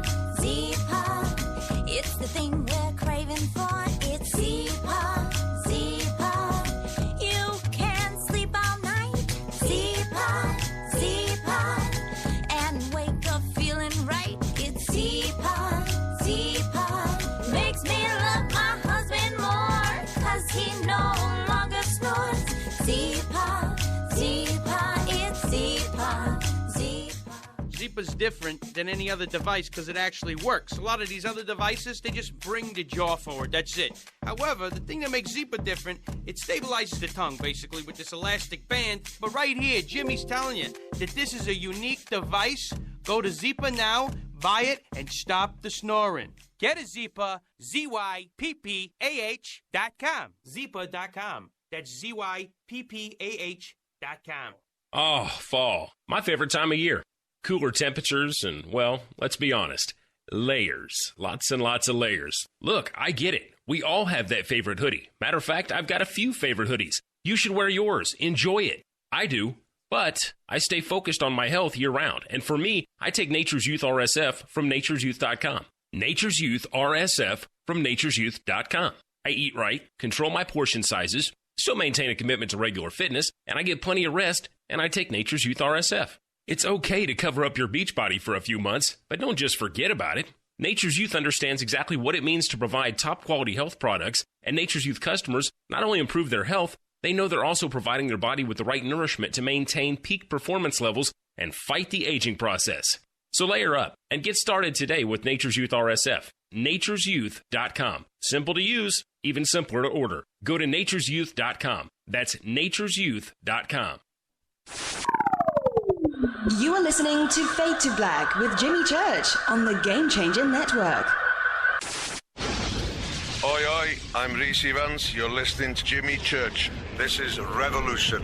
The revolution will not be televised. The revolution is on radio. Ciao.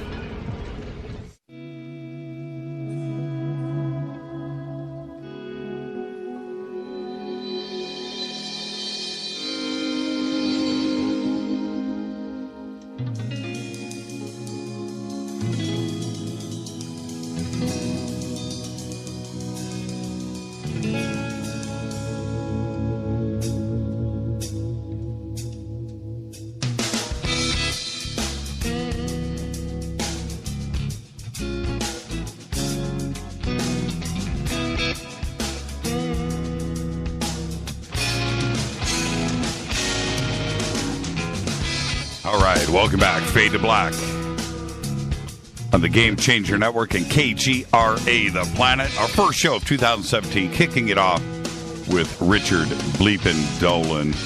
And, Richard, we have a tradition here, you and I, and we blew right past it at the beginning of the show. So I've got what was the last piece of music you listened to today? It was, I was going to say Mozart because that was earlier in the day, but no, actually it was Thievery Corporation. Oh, shut up.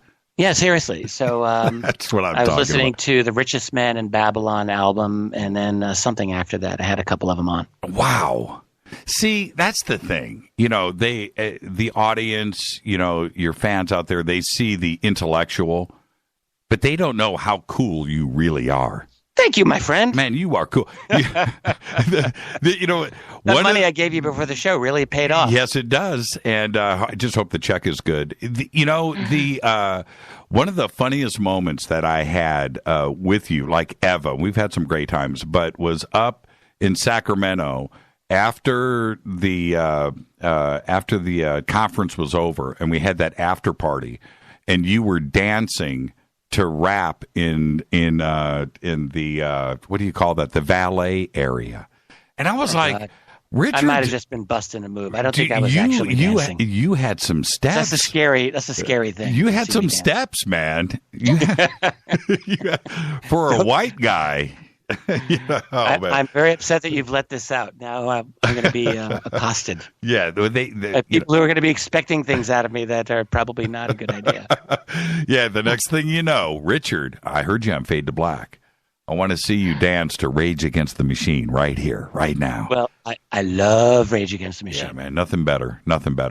All right.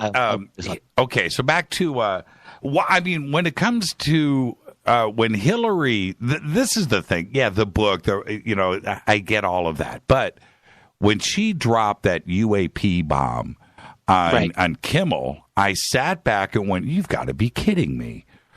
So obviously she's a fan of the genre. She knows what's going on. She's educated. She studies, and she's being spoken to. But to do that publicly, that's with intent, right? Why I think a couple of things are going on. One, when all of that was happening, I was chatting quite a bit from time to time, I guess I would say, with Stephen Bassett.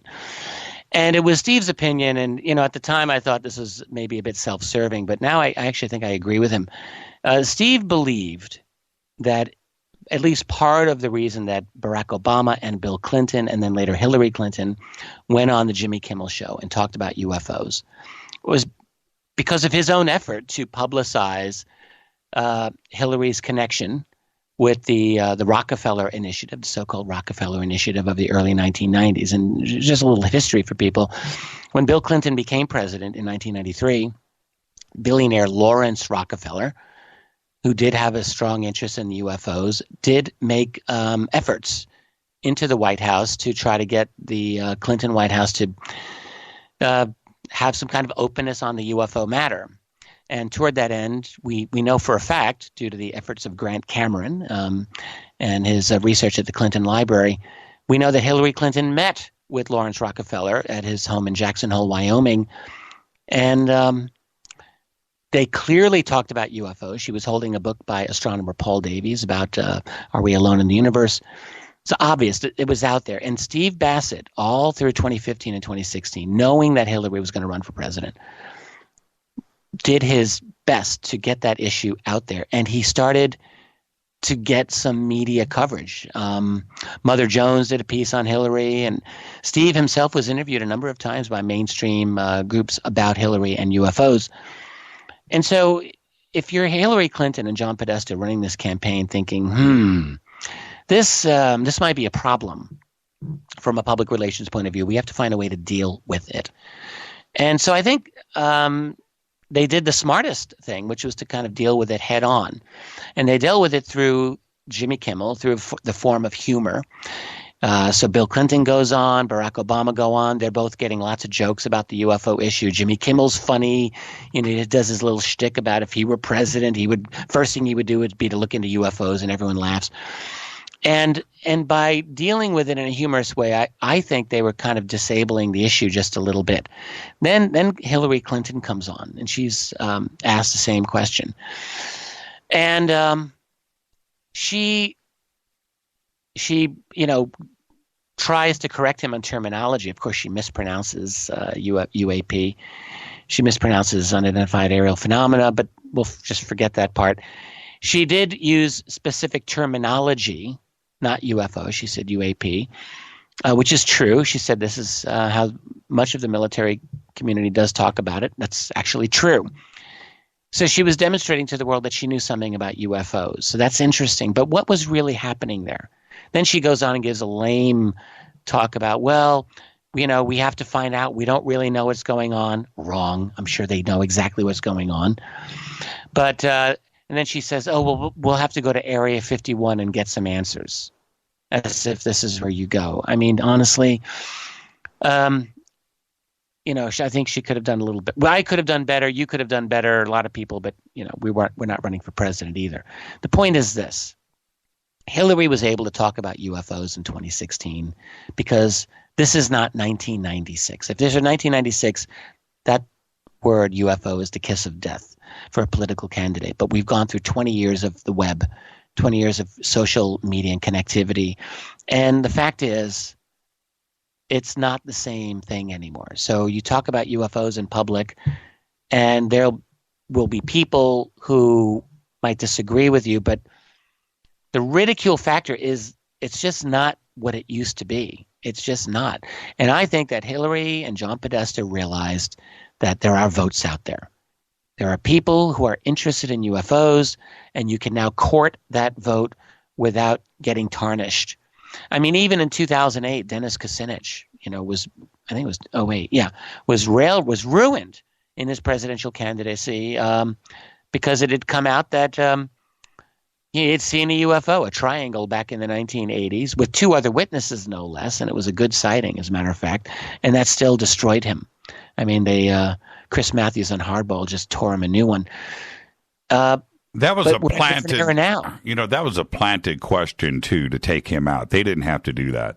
Absolutely, I totally agree. I mean, Kucinich was in his own way kind of an outsider and a principled politician, and a good guy. But anyway, my point is that in 2016, it was different. So I actually looked at the whole UFO thing in two ways. One is to meet head on the possibility of a media attack on Hillary for being interested in UFOs. And they dealt with that head on, and I think very successfully. And then secondly, I think realizing that maybe we can get some votes out of this. And it's actually a cool thing. I mean, it's probably the coolest moment Hillary Clinton had in all of 2016 when she talked about UFOs, appealing to people who do think a little bit out of the box, right? And showing, maybe she's got a little more on the ball. So I think that's all she was doing. And I think that the UFO subject from here on is not going to be, this poison pill, the kiss of death for politicians that it would have been in years past. So, how do you think Trump would handle a question about UFOs from the press? God, I would love to see that. Maybe I know. We'll be lucky enough to see it happen. Well, if he takes the low road, he'll make a joke about it and dismiss it, and maybe that's what he would do. If he takes the high road, he might just say what he actually, I believe he thinks, which is that, wow, it's really interesting. I'm very interested, and I would love to get to the bottom of it. I mean, that would be an amazing thing. The other aspect with Trump, when it comes to, we're talking about the press and the openness that that has always been put into place with the press and their access to Trump, seems like it's being not only curtailed, but they're talking about no daily press briefings and shutting down. A serious situation here that maybe some journalists out there wouldn't even be able to hit him with this question now. Some mainstream establishment, corporate, neoliberal, neoconservative journalists, yeah. But, I have a feeling that he may just invite alternative media in a way that's never happened before. I mean, I could see this happening. I mean, Trump knows. We could say what you want about him, but he's not a dummy. And he has understood for a long time that the corporate media has had it in for him, and they have been trying. They haven't stopped to this day. They are trying to take him down, trying to kneecap him before he gets into the White House. And so why would he invite them and kowtow to them and work with them the way that previous presidents have had the media working with them? He sees that they're trying to take him out. So I could easily see him cultivating alternative media and leaving the Washington Post out in the cold for a change. Well, I think there are worse outcomes than that, frankly. Well, and I've had this weird fantasy with Rita. But hear me out. That one of those sightings, like out of contact in the desert or something that is going on out there, how the mass media or a politician, if they were standing there, Trump is standing in between you and Barra and I, right? And witnesses, what would they admit to what they were seeing? And that includes somebody like Wolf Blitzer. What if Wolf Blitzer was out there and so, would the biggest joke in all of mainstream media? I mean, is who's more of a joke than Wolf Blitzer? Right. Except maybe Anderson Cooper or some of the others. But I mean, my God. Okay. I mean, I think these people, honestly, they would not report. These are the ultimate sycophants, in my opinion. And so I can't see these people doing honest reportage of almost anything until they are sure they can spin it in a way that makes them look good, and but in a way that also accords with the intelligence community for whom they work. So I don't know. I don't think that they would honestly report it. I just can't see it. Yeah, Rita and I, as we were leaving the sighting, I mean, I turned to Rita, and we're both, speechless at this point because it was pretty extraordinary. And I turned to her. About Trump's victory? I'm not sure what you're referring to. No, I'm referring to the sighting. At contact. And I turned to her and I said, if CNN, if Fox, if somebody was out here right now with cameras and some mainstream reporter was out here, Bill O'Reilly, is standing out here, would they say exactly what they saw? Would they actually say, with emotion, would they cover it? And, I just don't think they would. I really don't. And that's sad. If they were off camera, I'm sure they would. On camera, doubt it. Seriously doubt it. Yeah. Because these people have public persona to maintain. And the hard thing about recognizing the UFO reality for any of these establishment people is one of two things comes out. It's either an acknowledgement that they've been kind of, in a sense, stupid, frankly, all these years by ignoring the reality. Right. No one wants to admit that. Or the other possibility is almost as bad, which is that they've been dishonest all these years. Now, no one wants to be blindsided in their 40s or 50s or 60s or later in life and realize, oh my God, I've missed out on the most significant scientific and political reality in all of human history, and I was just blind to it. Yeah, talking about conspiracies and the false flag scenario that definitely gets played out. It's spy versus spy, and false flags have been going on for 1,000, 2,000 years. This is part of a national. Yes and no. I maintain that false flags are, as we understand them, are a distinctively modern phenomenon. I strongly believe this. Now, deception, lies, murder, bloodlust, that's old. But false flags, the way that we understand them as covert operations, no, I think that's actually particularly modern. I think it really didn't get going in a true way until after the First World War. That's my contention. Oh, man. Let me give you an idea here. 1,000 years ago, 1,400 years ago, 600 years ago, Europe, a couple of domains, a castle 40 miles away across the border, and the king's prince raped our princess.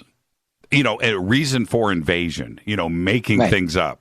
That kind of scenario has gone on for a long time. You have to sway the public's opinion. I would like to know specific historical examples of that to be blunt about it. Now, there are a type of false flag that has existed for a long time. Let's call them soft false flags or ideological false flags. So that would be a basic mind job on people. Like the Inquisition is a classic soft false flag. Sure. You create a fake enemy. Witches. Oh my God, let's run away from witches. Let's get the witches. The church uses that as a way to steal money from the families of witches. They made a lot of money off of that, steal their land, and also to enforce their authority over society. So we can call that a soft false flag. You create fake enemies. That's old. That's as old as human history. Because with a false flag today to be successful, the reason that they are able to be successful is you have to control the propaganda. You've got to control the media. You've got to you've got to know what you're doing. You have to have teams that actually are good at this sort of thing. And the fact is, in medieval times or in earlier times, I'm not ruling out that there were exceptions, possible scattered instances, but not as a thing that exists that is a major part of our world. I think it's the last century. You're calling me out, and the next time we're together, pal, I'll be prepared. If you've got one, I want it because I'll include it in my book. Right. But I'm not saying that I have the comprehensive knowledge. I'm looking into it, and I'm just not seeing a lot of evidence for ancient false flags. But that doesn't mean that there weren't a few. The whole Guy Fawkes plot is argued to be something of a false flag from 1605, and then there are instances in the American Revolution, but that's getting a little more modern now.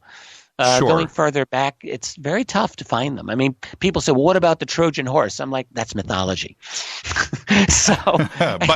When you're actually getting into real false flags, it's hard to find them. People talk about Nero burning down Rome and blaming it on the Christians, and that's kind of sort of a little bit in a way, but he did blame the Christians. They didn't burn down Rome, but neither probably did Nero. I mean, fires broke out in ancient times all the time. So, but the mythology has been fine tuned. So, but let's go to modern times now. When there are those strategists, those dudes without morals, are sitting around some bunker underneath the White House, and they're strategy planning, and a false flag project, right, is laid on the table, and Trump has got to witness this. He's a guy that is, by his own definition, is a straight shooter, right? Does he buy into their dogma, and does he go with the play? I don't know. I don't know the answer to this. It's unclear. I mean, I'm not a Trump expert. I don't know more about his life and history than the next person, to be honest with you. I don't know about his personal standard of ethics for real. I mean, I know what the media says it is.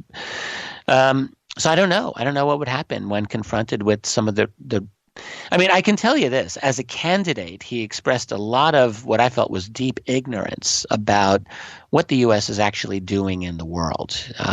It was clear to me that a lot of his statements just showed, like a lot of public figures, a lot of political people who haven't bothered to do the work to really figure it out. I don't think he has figured it out. Now, maybe he knows more than he's let on, but he's got a big learning curve ahead of him, in my opinion. And I don't know where he'll end up with this. Well, you studied international diplomacy, and there is an art to being a politician that does go back for millennia.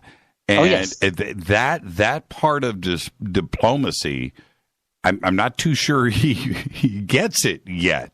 I'm sure he's being schooled on it. He's part of a larger. What we're seeing with Trump. I mean, he's not the only political figure in the world now who's like this. Philippines have a leader named Rodrigo Duterte. Yes, who is you think Trump's extreme? Go to the Philippines and listen to Duterte talk. These people, there is a reaction against the neoliberal, neo-globalist, neoconservative world order. Trump is part of that reaction. Duterte in Philippines is part of that reaction. The Brexit vote was part of that reaction as well. The possible election in a near future of Marine Le Pen in France would be part of that reaction if that happens. And many other European politicians who are reacting against the EU and reacting against globalization. There's a major surge against this. And so it's breeding a new kind of politician as well. These new breed of politicians are being demonized by corporate media, but I would be more inclined to listen to what they are actually saying rather than read or listen to what CNN is saying about them. Trump is not a classic diplomat. It's true, but that's par for the course in the history of American politics. Most American presidents, when they get elected, don't know squat about foreign policy and diplomacy. So that makes Trump pretty much like everyone else, mostly, who's gotten elected into the White House.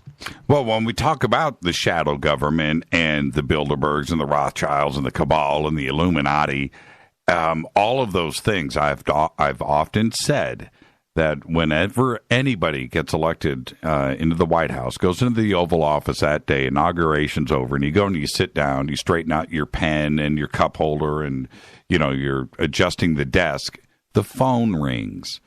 And then you find out who the real boss is, right? And I'll never forget Obama when he walked into the Oval Office 8 years ago, and the man that walked out 2 years late or two hours later was a different man. He wasn't smiling. He was looking at there was some. Trump is going to have that same conversation. I think, this is. I agree with you. So. The question is, what is his weakness? Trump himself might be immune, but he has family, he's got loved ones, and everyone can be threatened. William Binney of the NSA, one of the great national heroes that we have in America, double amputee, and a man that if I were ever to meet him would gladly shake his hand.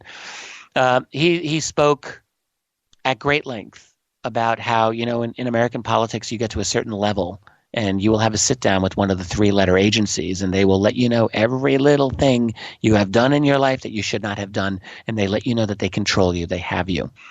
In his view, and this is a man who is at the highest levels of NSA, there is no leeway of these American politicians, none of them. So the question is, what will happen to Trump? And I don't know. Generally speaking, I would say that there's a lever at which you can control everyone, I think. There's very few people.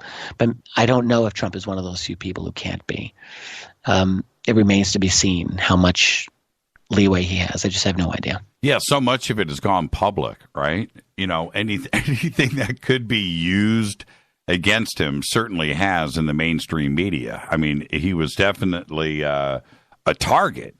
And I think most likely what's going to happen, honestly, this is not going to be the paradise or hell that believers or disbelievers have in him. I think it'll be he'll be allowed to do a couple of reforms. He'll be allowed to kill Obamacare. He'll put something else in its place, maybe worse, maybe better.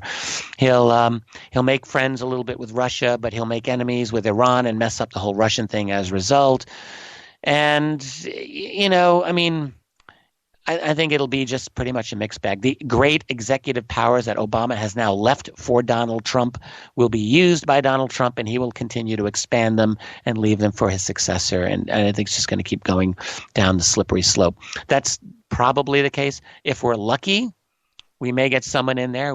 Trump may feel that he's different enough and at war enough with the establishment that he has to do something a little more dramatic to take them down. And if that's the case, that's a drama worth seeing and worth participating in. Well, you and I have seen enough elections. We're the same age, and we've gone through enough cabinets and executives, and it always seems to be the same old, same old. Doesn't matter if it's Republican, Democrat. It just doesn't matter. I agree with you. And they always get elected, and we always think, wow, maybe this one is going to be the one. I mean, that happened when Obama got elected. Certainly I thought, wow, did. Sure. We got beaten over the head by the big George W. Bush stick for 8 years, and thinking, dear God, can we get out of this nightmare? And here comes a guy who's kind of cool, talks really well on TV, kind of a rock star, thinking, all right, great. And what did he do? He continued every single major policy that was initiated by the Bush administration. I mean, every major one that I could think of. The USA Patriot Act continued to get authorized, the spying by the government on people, and all of it. And of course, the unique dedication to prosecuting whistleblowers that was really unique to the Obama administration, and the ability to kill people on his executive order by drone strikes. This is his legacy. Hopefully, Trump's legacy will not be as bad as Obama's or George W. Bush's, but we don't know because it hasn't happened yet. Yeah, it hasn't happened yet. Now, I'll tell you a really funny thing for me with Obama. All of those, let's not, deny the fact that he was black. We got a black guy in the White House. Mm-hmm. Heads are going to roll. Now we got a different way of looking at things finally. Different things are going to happen. And I got to tell you, man, 8 years later, very bland, very, there wasn't the action that I thought was going to. No, Barack Obama was not a great president for African Americans. And this just has to be said. I mean, it does. Black people were hoping some better things would happen. And really, from the point of view, I live in a largely African American community. Doesn't make me an expert, but I live in this community, and I've lived here for 20 years, and I can tell you, no one's been helped by the policies of Barack Obama in my neighborhood. I can say that. So, in Trump's case, I don't know that he'll be worse. I don't know that he'll be better, but I don't think he'll be worse. I guess I would say that. Yeah, I honestly feel we're going to find out or we're going to say to ourselves after 4 years, well, some things never change, right? It's just going to be another 4 years, maybe 8. I want to see Mr. Trump shake up the snow globe.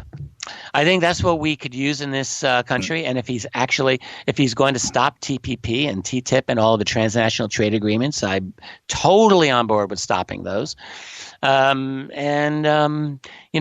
the fast track to corporate dominated, privatized globalization. I would love to see that. If he does that, I'd think it's worth having him around.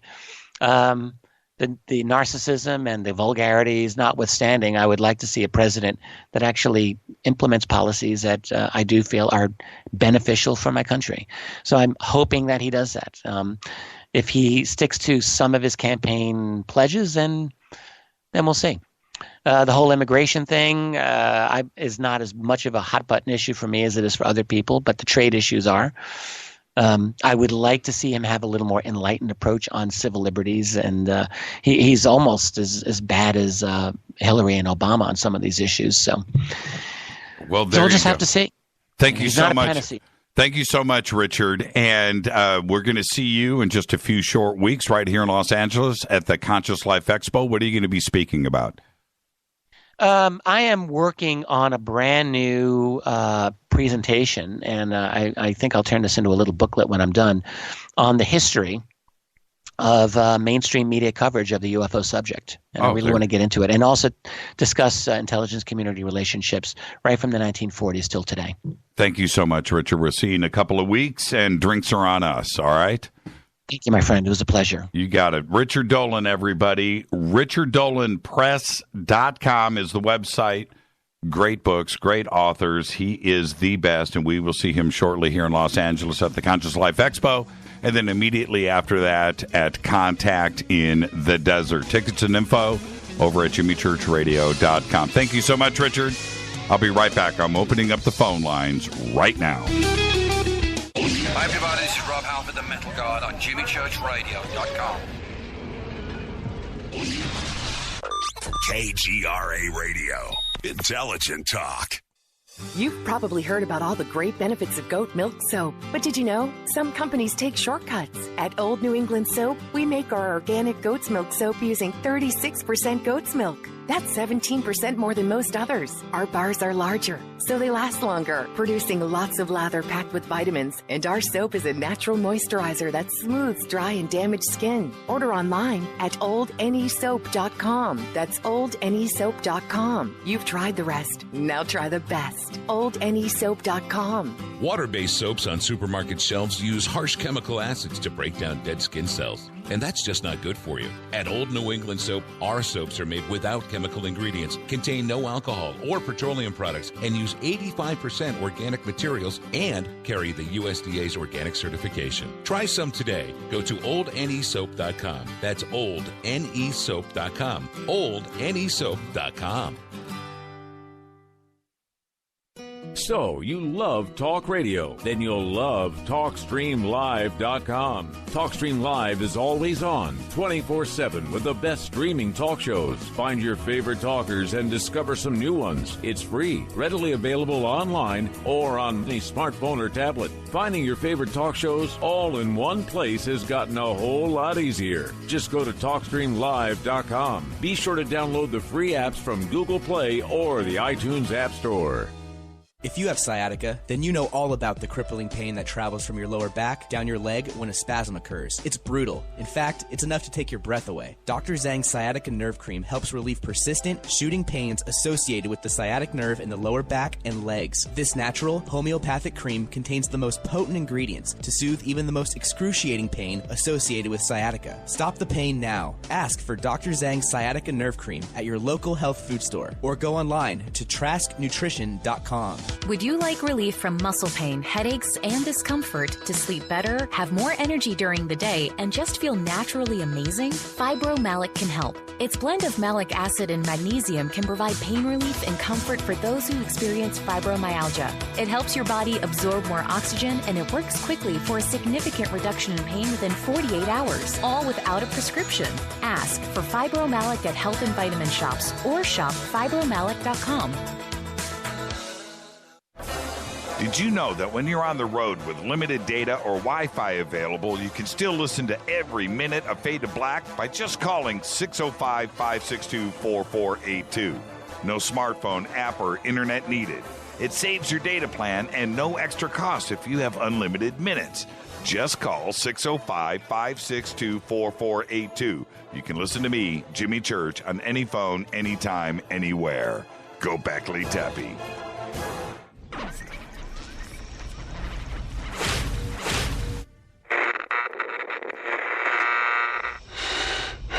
You want to know a secret?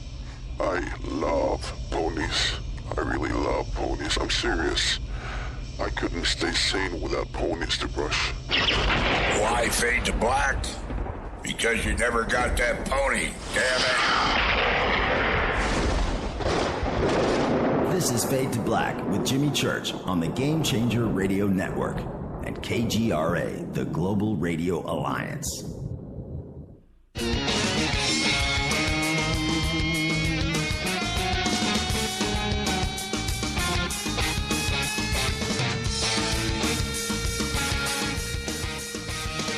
All right, welcome back to Fade to Black. I want to thank Richard Dolan for kicking off our first show of the year, 2017.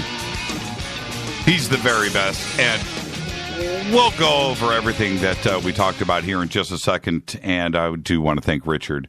Again, richarddolanpress.com. Hi, you're live on Fade to Black. Who's calling? This is Cliff in Houston, Texas. Hi, Cliff in Houston, Texas. How are you? Fine, Jimmy. Thanks for taking my call. This is just my opinion of what's going to happen to Mr. Trump the first day he walks into office. He's going to walk in his office, and he's going to sit down, and all of a sudden, he's going to be about 40,000 miles away, sitting inside a capsule of a UFO, and those people are going to tell him, this is what you're going to say, and this is what you're not going to say. If you disobey us, the next conversation we're going to have, you're going to be outside that porthole.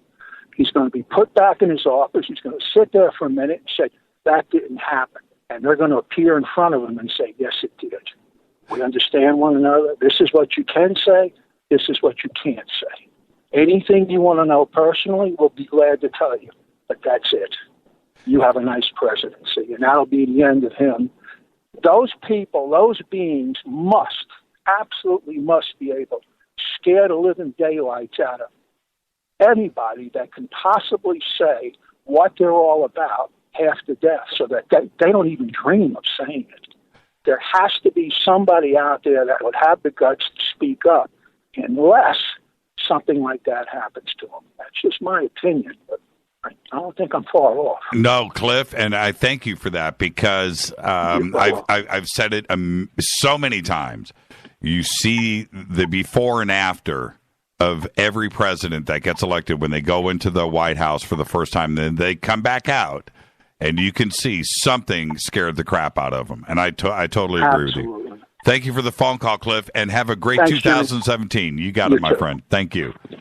You know, very interesting take there. And I know I've kind of run this in the ground, but you have to always. Oh man, I just hung up on my next caller. I'm sorry about that. Listen, if you're just, I've got your number right in front of me. I'll put you at the front of the line. I hit the wrong button. I don't want to be rude. Is this the enthusiasm that walks into the Oval Office? That guy. And then that same guy that's walking out of the Oval Office to come out and wave at everybody is two different guys. It's two totally different people. I don't know who's on the phone. I don't know who's in the office. I don't know what folder they open up. I don't know. But it's a life-changing event. You can see the personalities change immediately. And with that, today, Megyn Kelly quits Fox for NBC News. Now, in case you haven't gotten that news yet, I'm giving it to you now. Because today, Kelly stunned the world by defecting from Fox, her TV home for the past decade, 12 years, and joining NBC News. Later this year, Kelly will start hosting a daytime news program on weekdays, and a primetime program on Sundays, both on the NBC network. Kelly will only be on Fox for a couple of more days. She's going to sign off at 9 p.m. on her show, The Kelly File, this Friday night. That's right. Today's Tuesday. She's got 3 days left. Pretty amazing. Fox had offered Kelly, are you ready? Offered Kelly an annual salary of more than $20 million, apparently, and that was to stay at the network, and matching the salary of her rival, Bill O'Reilly. I'm going to say this right now. The only happy face over at Fox right now is Bill O'Reilly. He's happy to see her go. Megyn Kelly, in my opinion, was a perfect fit over at Fox. Perfect fit. I don't know how this thing is going to work over at NBC. We're going to see how it plays out. But that was some pretty shocking news today. Let's go to the phones. Hi, you're live on Fade to Black. Who's calling? This is Walt. How you doing, Jimmy? Hey, Walt. I'm sorry. I hung up on you, man. I hit the wrong button. No, you hung up on Dino. Oh, I did? Yeah. No, I don't think so. But anyway, so what's going on, man? Well, first of all, I want to thank you. I like Richard Dolan because he's a skeptic, he's open-minded, he's articulate, and he's well-informed. And it seems like he's a conduit for everybody that has any interest in this subject matter. I couldn't agree with you more, Walt. I couldn't agree with you more. Well, what do you think about his take? Because his take about Hillary and Podesta, not ever having an intention for disclosure, I found interesting. And then him suggesting that Trump, who is anti-anything, and don't tell him what to do because he'll do the opposite, right? Pretty interesting takes on the both of them. What do you think about that? Well, I was surprised that Podesta said anything positive about, disclosure. And a teacher in high school, this is a teacher in high school, his name, I can talk to his name now, he's dead now, if I can say his name, Mr. Cole, electronics teacher, and his son, Jimmy, was a friend of mine, lived nearby. I found out just this past few months ago that Mr. Cole would not tell me why he got all the secrets. Like Podesta, Phil Corso felt the same way, same as Podesta. He felt that the people should be told. The young people can handle the truth. And that's how Podesta feels down in his heart. But he's constrained by people like the oligarchy, I guess you call them, the people, the powers behind the shadow government, they also call them the cabal. I think there's a worldwide group of people that benefit. And get this, you want to hear the real secret? Yes, I do. Still there, Jim? Oh, yeah. Okay, the real secret is not flying saucers. The real secret they're keeping is not aliens. The real secret, from what I was told, this is back in 1965, and I kept my mouth shut for all these years. The real secret, I was told, was time travel, the ability to actually see what's in the past, see what's in the future, and maybe even make changes to our world line. So that's the big secret. And if they let anything out at all, it would open a can of worms, and eventually, you know how tenacious our media and our press, investigative press corps is, they will hound everybody until somebody speaks. And if they release any little tidbit of information, I believe it would open a can of worms, and they're afraid of that. Who shared this information with you? Mr. Cole, my science teacher. Oh, yes, that's right. That's right. That's very interesting. If it is time travel, that is the big secret, according to others. Do you think that is indeed a bigger deal than intelligence, out there in the universe that has been in contact with us? Oh, I can answer that real simple. Search your soul. You're a human, okay? Sure. Absolute power corrupts absolutely. If I gave you the power, if I gave you the keys to a car that could travel from one time zone to another, and we're not just talking East and West Coast here. Right. If you had that ability, you had that key to that car, and you just took a little hop here and there, let's say back 100 years, 20 years, you go ahead 20 years, do you think you're an honest enough person, and be honest about this, do you think that you could be corrupted? Well, Walt, to be honest with you, I don't know if I would come back. So I don't know. I think I agree with you. Yeah, I don't know if the corruption would be able to take place, because if I could, Rita and I were talking the other day. We were watching 11/22/63, right? The Stephen King TV series. And, and so going back to 1962, actually, they went back 2 years before that. So anyway, Rita goes, I don't know if I would come back. That's pretty, I know. I told my wife the same thing. I said, what I would do is I would be very happy that I was given the keys to the fastest car I've ever owned. Well, yes, and now what if you had the ability to go into the future? And I have said this a lot. I don't know if I would go 20 years. If I had the choice, man, how about banging this sucker out for 1,000 years? I mean, go into the future. I don't know if I would come back. I think I would stay. I've been here for 50 years, right?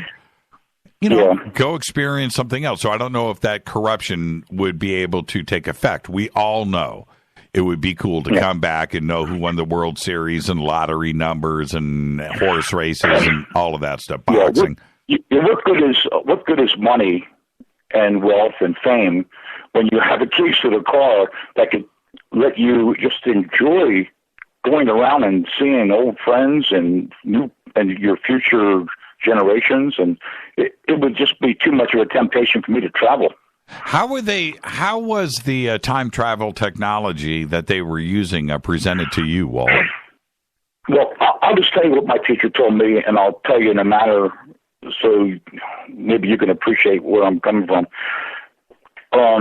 For some reason, he decided to tell me all the secret stuff that Phil Corso told him, his brother-in-law. He would never tell me that his brother-in-law, or that he got the information from Phil. He would never share with me, and I pestered him because I didn't believe what he was telling me.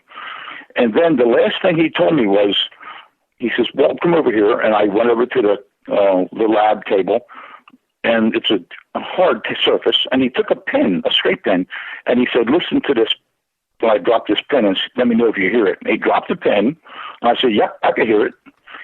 And then he said to me, he looked at me kind of with a smile, and he said, can you still hear it? And I said, no. He says, what if I told you the event is still there and the sound is still there, but we moved away through space and time, away from the event? I said, what? So I didn't think anything of it at the time. And then he explained to me that actually that's how a timeline is. We are not aware that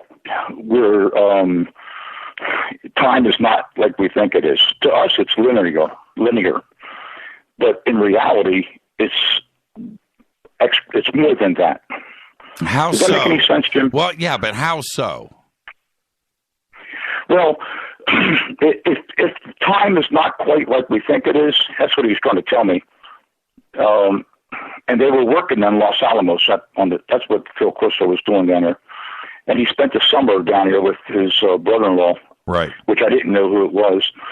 And he spent the summer there trying to get ideas for building a new science lab designed for the new high school they were building. And that's why he hung around with them, and all the scientists were hanging around. My teacher was very smart, and he asked the right questions, and he was told things he should never have shared with me, a student, a high school student. And I don't know why he told me all this. I was a friend with his son, and I did score top 10% nationwide in SATs in science, but still, and I used to ask good questions and help him. I was, after class every day, I'd help him clean up. And for some reason, I guess the pressure, the knowledge that he was holding within himself became too great, and it bubbled out. That's my guess why I was told. I don't know, Jim. But, like, I'm almost 70 now, and I figure in 2012, I went on the air, and I shared what I knew. But it wasn't until last winter when I called to apologize to his son, Jimmy. That's his name, too, Jimmy. I apologized for using his father's name on a radio show, and that's when he said, don't worry about it, Walt. My father passed away. They can't kill him now. And my uncle died in 98 and wrote a book, tell-all book, in 97. I said, I kept the secret longer than your uncle or your father. Right. Isn't that funny? Yeah. And then I was worried. I thought, man, if he's still alive, they're going to kill him because they're going to get on my case. The government's going to come around, knock on the door, and they can torture me, put bamboo under my fingernails, and make me talk. Anyway, that's the long. And I didn't actually, Jim. I didn't believe the book when I first read that book the day after Roswell. I just could not finish the book. I didn't believe it until I talked to my friend Jimmy, and he told me that his uncle wrote the book, the one that I got the information from. Did he ever say that if he was or anybody that he knew was actually in direct communication with somebody that was a time traveler? No, he did not say. He would not elaborate too much on time travel. That was the icing on the cake. Right.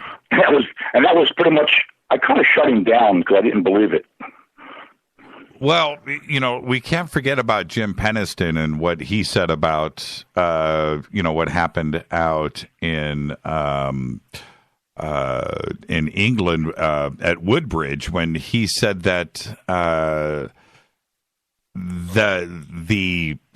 people, the beings that were occupying the ship were time travelers. Right? He said that? Yeah. And he said that. I never heard that story. Tell me more. Oh, yeah. He talked about it on this show, on this very show. And he had said that, that was the download that he had got, and that he was told that they weren't extraterrestrial, that they were us, and they were from the future. I'll be darned. See that? That's more corroboration. Yeah. Well, I mean, it's an interesting way to look at the entire aspect of the UFO question. Okay, I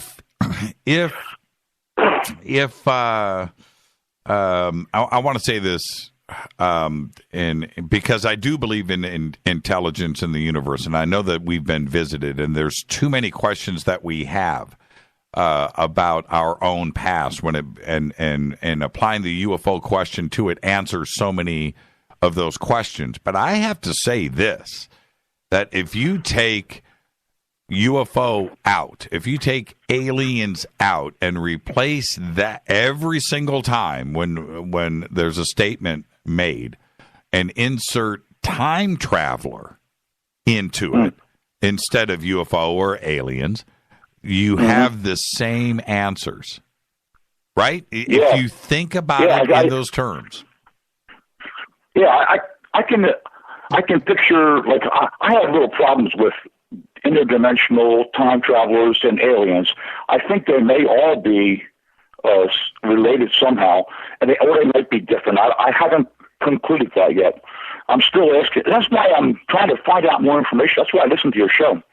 I'm trying to find someone else out there that knows more. Yeah, well, let me give you an example. Fire, right? Time traveler comes by, hangs out with Stone Age man, Neanderthal, whatever, and shows him how to rub some sticks together, and then disappears. Right? Think about that. Yep. The math that is involved with the building of the Great Pyramids. Time traveler comes by, says, "Hey, here's some math. This is how you level it out. This is how you point directly north," and they're gone. Right? But just enough, right, to get things going. You know, the wheel. You know what I mean? It came out of somewhere. Jimmy, let me interrupt you. You got. I'm old and I forget if I don't say this. Yes, this is what I think Tesla was given downloads. This is what also Phil Corso Sr. has said that this is exactly what's been going on. There are people that are humans that aren't like us. They're just different. And I saw 3 grays, and one of them was different than the 2 little ones. The tall one looked almost like human. And I'm thinking now, maybe that tall one, he was a human from the future, and perhaps even not just a human from the future, but think about if we had, God forbid, if we had unleashed a nuclear war on this earth, and the survivors would go either off-world or under the ground, can you imagine our skin would start to lose pigment? We would become frail because of the lack of being out in the sunlight and everything. And we could become like what that tall gray I saw was. We could actually be dealing with a change of humanity. Well, if you look at it like that, let's just say that there was a nuclear exchange, right? Well, if anything like a doomsday type event, then there is no future, right? So I think that there is a reason why nobody's flipped that switch. You know, there is a reason why we've had this timeline altered way too many times, and there's a reason why. Because if it does go down, then quite possibly there is no future. And you have to look at it in those terms. And it goes back, you can go back to all kinds of different events. You can go back to different plague situations or different catastrophic events throughout history, right? That have been diverted. Another direction and another plot that takes place. I don't have issues with that. I really don't. I got that point. That was a good point, and that's how I used to feel until my cousin, which had a fish aquarium store, he said every so often he could take a saltwater fish, and 1 out of 100 will survive and reproduce and become a freshwater fish. Say that again. Impressive. Say that again. If you took like 100 saltwater fish, right, and you put them into a freshwater tank, 99 out of 100 will die. One may adapt. Maybe 1 out of 1,000. I don't know. And I'm thinking maybe that's all it would take, a spark, to us to adapt to a radioactive world, and then somehow, I don't know, reproduce. And you see what I'm saying, Jim? I do. And if you look at it again in those terms, I don't know how many times throughout history over the last 10, 20, 30, 40, 50 million years that we have been reduced down to nearly nothing on this planet. And I'm talking about dinosaurs, I'm talking about mammals, I'm talking about man, I'm talking about cataclysmic events that have happened time after time after time, where the population, us, Homo sapiens, has been reduced down to next to nothing, but somehow we're still here. Do you know how close we would have been to being completely extinct? Many times, right? Okay. It sounds like you're well-read, and I'm sure you probably read the work of Immanuel Velikovsky, right? Yeah, of course. That's what I thought. Okay. Well, he says 5 to 7 times there's geological and other physical evidence to indicate that what you just stated has happened.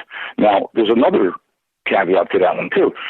If you think about a friend of mine became Mormons, and they went and researched the history of humanity, and she told me, she said, she traced back where they found evidence that there were only 1,500, I think she said 15 or 15,000 or 1,500 females, mitochondrial DNA indicated that we all came from.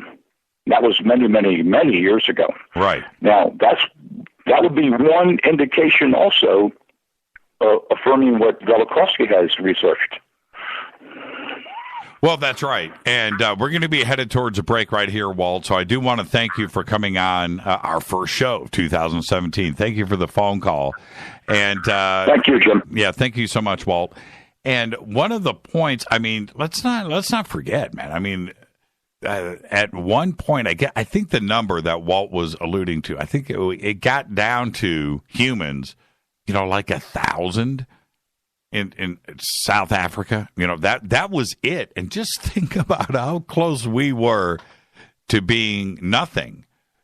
Did somebody come in and run interference? I'm just saying, if you look at it like that, I don't have issues with it, man. I do not at all. Let's take a break right here. This is Fade to Black, our first show of 2017. Phone lines are open, 323-825-5045. Do want to thank Richard Dolan. Great conversation.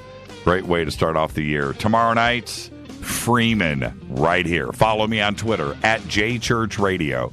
Email is Jimmy@jimmychurchradio.com. Short break and more of your phone calls next. 323-825-5045. I'll be right back.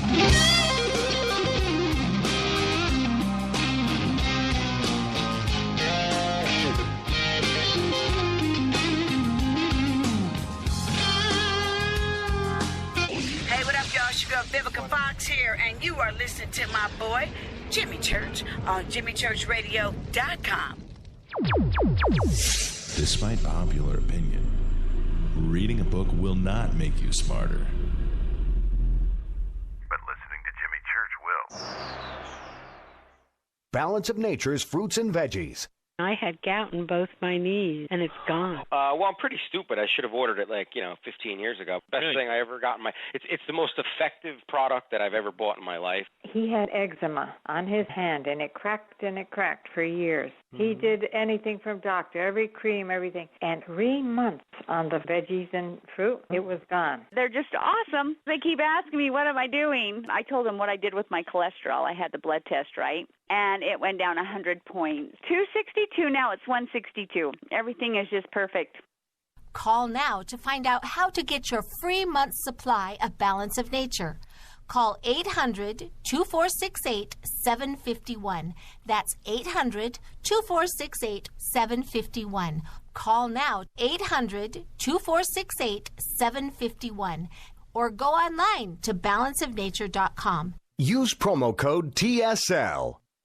Would odors, mold, and mildew describe your basement or crawl space? It doesn't have to be that way. Transform them into a fresh, healthy, usable one with the technologically advanced Wave Moisture Control Units. The computerized operation maximizes moisture control and also expels harmful radon, combustion gases, and numerous other pollutants. Dehumidifiers are old technology that do nothing for air quality and waste energy. Wave units are intelligent, self-monitoring, do not need maintenance, and will save you hundreds in electricity. Wave units are still running effectively over 15 years. They've been tested and installed in public and military housing and by property managers nationwide. Buy a unit now, and if your home is not fresher and drier, you can return it for a full refund for up to 12 months. What have you got to lose? Call now. 1-888-618-WAVE. 1-888-618-WAVE. Or visit mydryhome.com. That's mydryhome.com. Wave Home Solutions for a healthy, comfortable home. What's up, Fadernauts? Studio Dome loves Fade to Black and the F2B audience so much that they have put together the ultimate stereo Bluetooth system. They've done it just for you. Man, check this out. The Studio Dome SBB2 stereo system is here. It's featuring two Studio Boombox 2 SBB2 wireless Bluetooth speakers, packed in its own custom hardshell case. This Studio Dome system features the very latest in stereo Bluetooth technology. The two full-range boomboxes are in true wireless stereo. You've got to hear this. It's amazing. It's just $129, and use the promo code JCRTWS, and you'll also get free shipping. It's simple. Just go to jimmychurchradio.com, click on the Studio Dome banner. Go Beckley Tepe. This is Kristen, Erica, Brittany, Gabby, and you're listening to JimmyChurchRadio.com. It's not a lifestyle we chose. We were born this way. KGRARadio.com.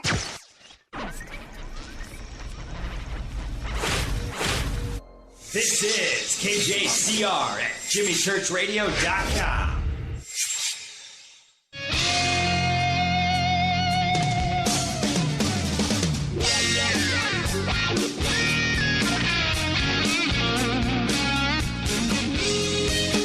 Welcome back, Fade to Black.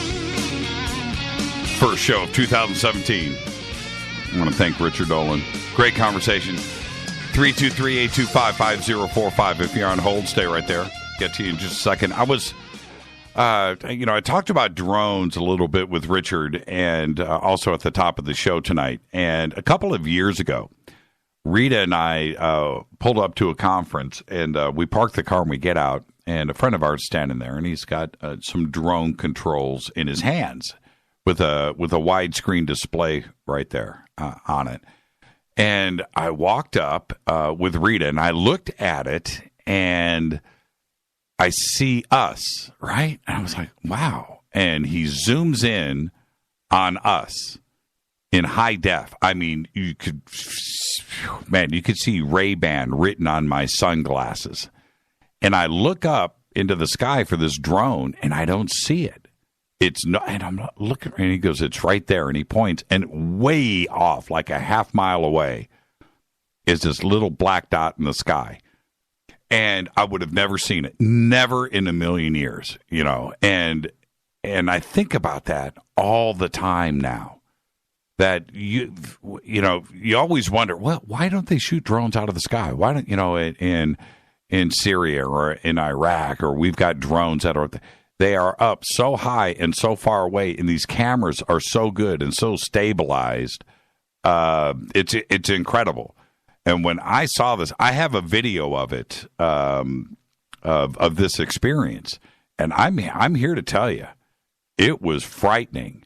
And this drone, he then pulled it up all the way, flew, all the way up to me, and I'm looking I'm looking at this thing a foot away, and I was so impressed about the stability and how great it was. And I'm telling you, this kind of technology flying around right now, it's one thing with the government having control of this, or police departments, and being able to look at you in your house. You would never, ever, ever know, right? And if they wanted to come and look at you in your backyard, you would never know it. You would never, ever know that they were doing it. I think it's absolutely frightening. So that's why I'm serious. The next big thing is going to be anti-drone technology. Hi, you're live on Fade to Black. Who's calling? You're live right now. Hi, Jimmy. How are you? I'm doing good. Who's calling? This is Denise from St. Louis, Missouri. How are you, Denise? Happy New Year to you and Rita, by the way. Yeah, thank you so much, and Happy New Year to you. Okay. If I time travel, the first place I want to go is back in time. I want to go back to Atlantis, and then I want to go forward, and I would never come back. So tell me, where would you go? Where would the first place? Where would you want to go back in time? Man, I've said this. Really honestly, I want to know what the pyramids are all about. I want to know. I want to know what they were for and how they built them. I want to go back and watch. Yeah. Yeah, because the ropes and copper chisels and dolerite stone hammers ain't how they got it done. Exactly. Now I have another question too. Well, no, hold on. I've got a question for why Atlantis? Because I know I came from Atlantis. That's why. Okay. I just want to go back, and I would like to go. I would like to go back and compare to where technology is today. Because I know amazing things went on back there. No doubt. Do you think this whole Antarctica thing that is going on down there? Do you think that could have possibly been Atlantis? Yes. Oh, absolutely. Don't you? I do. I absolutely do. I absolutely do. And, we have to be so close to disclosure. I mean, I just think we have to be so close with everything we know now. And we learn more and more and more every single day. I just don't know how they can keep it a secret anymore. Right. And before I interrupted you, you were going to say something. Oh, yes, but it's kind of off topic. It's what's going on with is there something going on between Corey Good and David Wilcock? No, not that I know. No. Oh, okay. Why? Okay. What makes you say that? I don't know. I don't know. I was just wondering.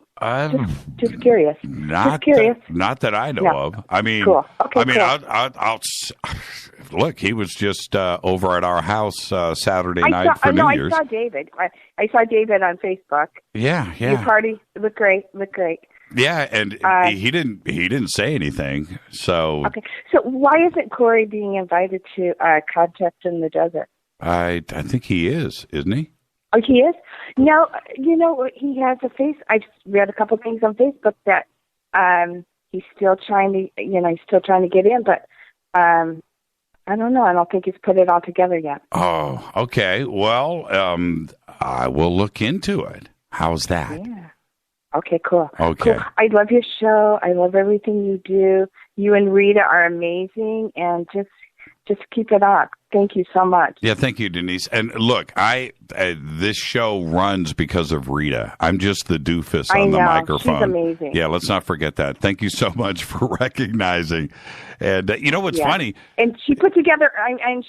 I'm sure you helped put that party together too, but it looked amazing. It was a lot of fun. And this is the thing. Right down the hall right now from the bunker, Nancy is in Rita's studio, and I can't get Nancy to come out and jump on the microphone. That ain't right, is it? Who's Nancy? Nancy, she's a friend of ours. Oh, okay. Anyway, your show is amazing, and I've learned so much. I know a little about a lot of things, and it's just all coming together, and you really help so much. Something else I wanted to say, too, about, you mentioned, like nuclear, what if there was a nuclear war and boom, we're gone. Don't you think there's like a consciousness that comes into that, too? I don't think it would be like the end, I think the soul goes on. Don't you, Jimmy? Well, well, of course it does. There's no question about that. But there's another part with that too as well. I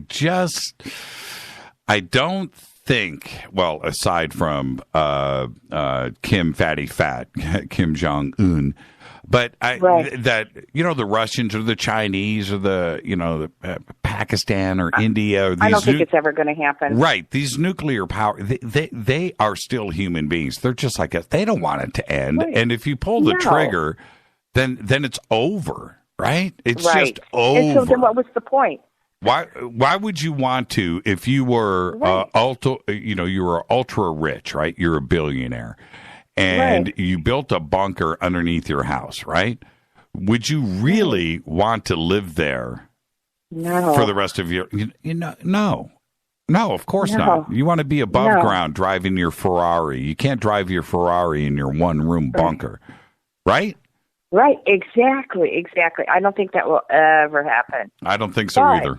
I just don't. I believe the soul goes on. I believe God created everything, in the universe, in the entire universe. That's what I believe, God consciousness or however you want to say it, whatever you believe, So I don't think it's the end, but maybe the, end here on earth, but then we go off somewhere else or whatever. We go back or whatever. Well, but I don't want to find out. No, I don't. I'm not. No, you know what I mean? I don't want nuclear war to happen just so we can find out if we continue on, right? But absolutely. But I do agree. There's still too much to learn here. There is. There's way too much to learn, and we have a couple of ultimate questions that we've had since man started to think. One is, are we alone in the universe? Right? That's the ultimate question. You look to the stars and you wonder. The other question is, what happens after you die? Right? Well, we're getting close. We have a lot of NDEs, a lot of people that have experienced that. Friends and guests on the show have discussed that quite a bit. And the other part of it is that we're getting closer and closer to those answers. And right. There you go. So and and have you ever done like past life regression therapy? Not me. I have, and it's amazing. I mean, it's amazing how it answers so many questions in this lifetime. Right. So. All right. Yeah, Denise, I think we are close. We're close to all of it. Anyway, thank you and Happy New Year to all of you, you and your family. Yeah, thank you so much. Okay, and be safe out there. Thank you for the phone call. You as well. Thank you so much. All right. Apparently, is this what we're doing? Okay. What about headphones over there? Is there headphones in play? There's no headphones? Okay. Test the microphone. Say hello. Hello. There's Nancy, everybody. There's Nancy. Say hi, Nancy. Hi, Nancy. You got to get closer to the microphone. I can't see you in the dark over there. Hold on. Let me stand up. Look at Nancy. There you go. Nancy is in the bunker. How are you? Speak right into the microphone. Dude, you're so awesome. Pretty cool in here, isn't it? It is. It's pretty awesome. Why did you finally decide to walk down the hall? Because Rita pushed me. Everybody's getting to hear the voice of Nurse Nancy right now. Did you have fun on Saturday over at the house? It was. We had a great time. Food? Food was awesome. Drink? Plenty of champagne filled the glasses of everybody. You sound like you've been drinking already. Just Fade to Black coffee. Okay. And what about Wilcock and the explosive devices? That was pretty awesome. That was pretty epic, wasn't it? That was cool. That was cool. He got really into it. It was funny. Funny. He did. And Nancy, this is the first time you've ever been on the show. What'd you think about Dolan tonight? I really like Richard Dolan. He has a nice center. He is able to present facts and backs them up, and a pretty objective opinion. And he also inserts his own opinion plus what the facts are. So I kind of like that objectivity. When you try to push Richard into the fantastical, He doesn't go there. Right? You know what I mean? Right. And I know I keep going back to this Contact in the Desert experience that he had there that he shared with all of us. Right. But watching him and listening to what he said that night, and you were there. Yes. Right? You were there. Even then, he still won't push that into the fantastical. He pulls it back. Well, I can't explain it. Right. You know, and that's what I appreciate about him the most. Right. He doesn't jump to conclusions. He likes to sit back and see how things fall. And then he will make a decision on, you know, he's patient in his formulating his decisions and his opinions. Man, Nancy's got the radio voice. You need to be on the radio more. Nancy's got that radio voice. What do you think about, now that we've got 2016 behind us? I keep making a big deal about this, but 2017, it's got to be a better year. I am anticipating a better year. I believe that we're going to have a different flow. It's going to still go forward, but it's going to be a different flow and a lot of different new ideas, a lot of different new material, just new information coming down. People are going to be learning how to, from my standpoint of view, react to the energies. They're going to be more sensitive. I think we're going to find people losing a lot of relationships that were, you know, that you thought were stable and they're just like, no, that's not for me anymore. I really feel like everybody's going to come to their own conclusions and be a little bit more self-empowered and be able to reach goals that they didn't think they could reach before because they're looking at it from a new set of eyes and a new set of energy and new information. Do you think the world is ready for Trump, and are you ready for what's about to happen? I don't know if I'm ready for it. I can't anticipate it, but what I can do is know that I am responsible for my reaction to it. And that's all I have. And instead of relying on, well, I'm going to do this if this happens or that happens, I'm just going to rely on, I'm going to react to things the way they come up and do my best to stay true to myself. I've talked a lot over the last 12 months about fake news. Talked about it again tonight. How have you taken my advice? How do you deal with fake news now? Well, usually when I hear something, you know, from the mainstream media, I have learned to sit back and wait and then look at other sources. You have to look at other sources, at least 2 to 3 different corroborating sources from not the mainstream media, but from the outside and see what is actually the true picture, because we're all been conditioned that the mainstream media is the final source and the final say. Right. And that's not true anymore. Do you practice what you preach? Yes, I do. So what when you see a piece of fake news now, do you click on it or do you immediately know not to click on it? If it's something that is political or deals with policies from another country, I'll usually go to, a European type source to see what they have to say about it. Sometimes it's not even there. Yeah, isn't that strange? It is very strange. When, there are things when you can go to different mainstream media sites outside of the United States and you can take your choice and you can go 10, 20 headlines deep on theirs, swing over here to the United States, and none of those stories are here in the United States. And some of them are very significant, with very important points and not covered at all ever here in the United States. Isn't that strange? And also the opposite. You will find here in the mainstream media, you go down 10 stories deep and then go across the pond. Pick side, doesn't matter. Pick a country. And those are not covered at all what we are covering here. Don't you find that fascinating? Yeah, and sometimes it's like, did we just invent this? Exactly. Why? How? Where did this come from? And then you go to your other, alternative news sources. Like I even go to some of the, Hagman and Hagman, just to listen to see what they have to say.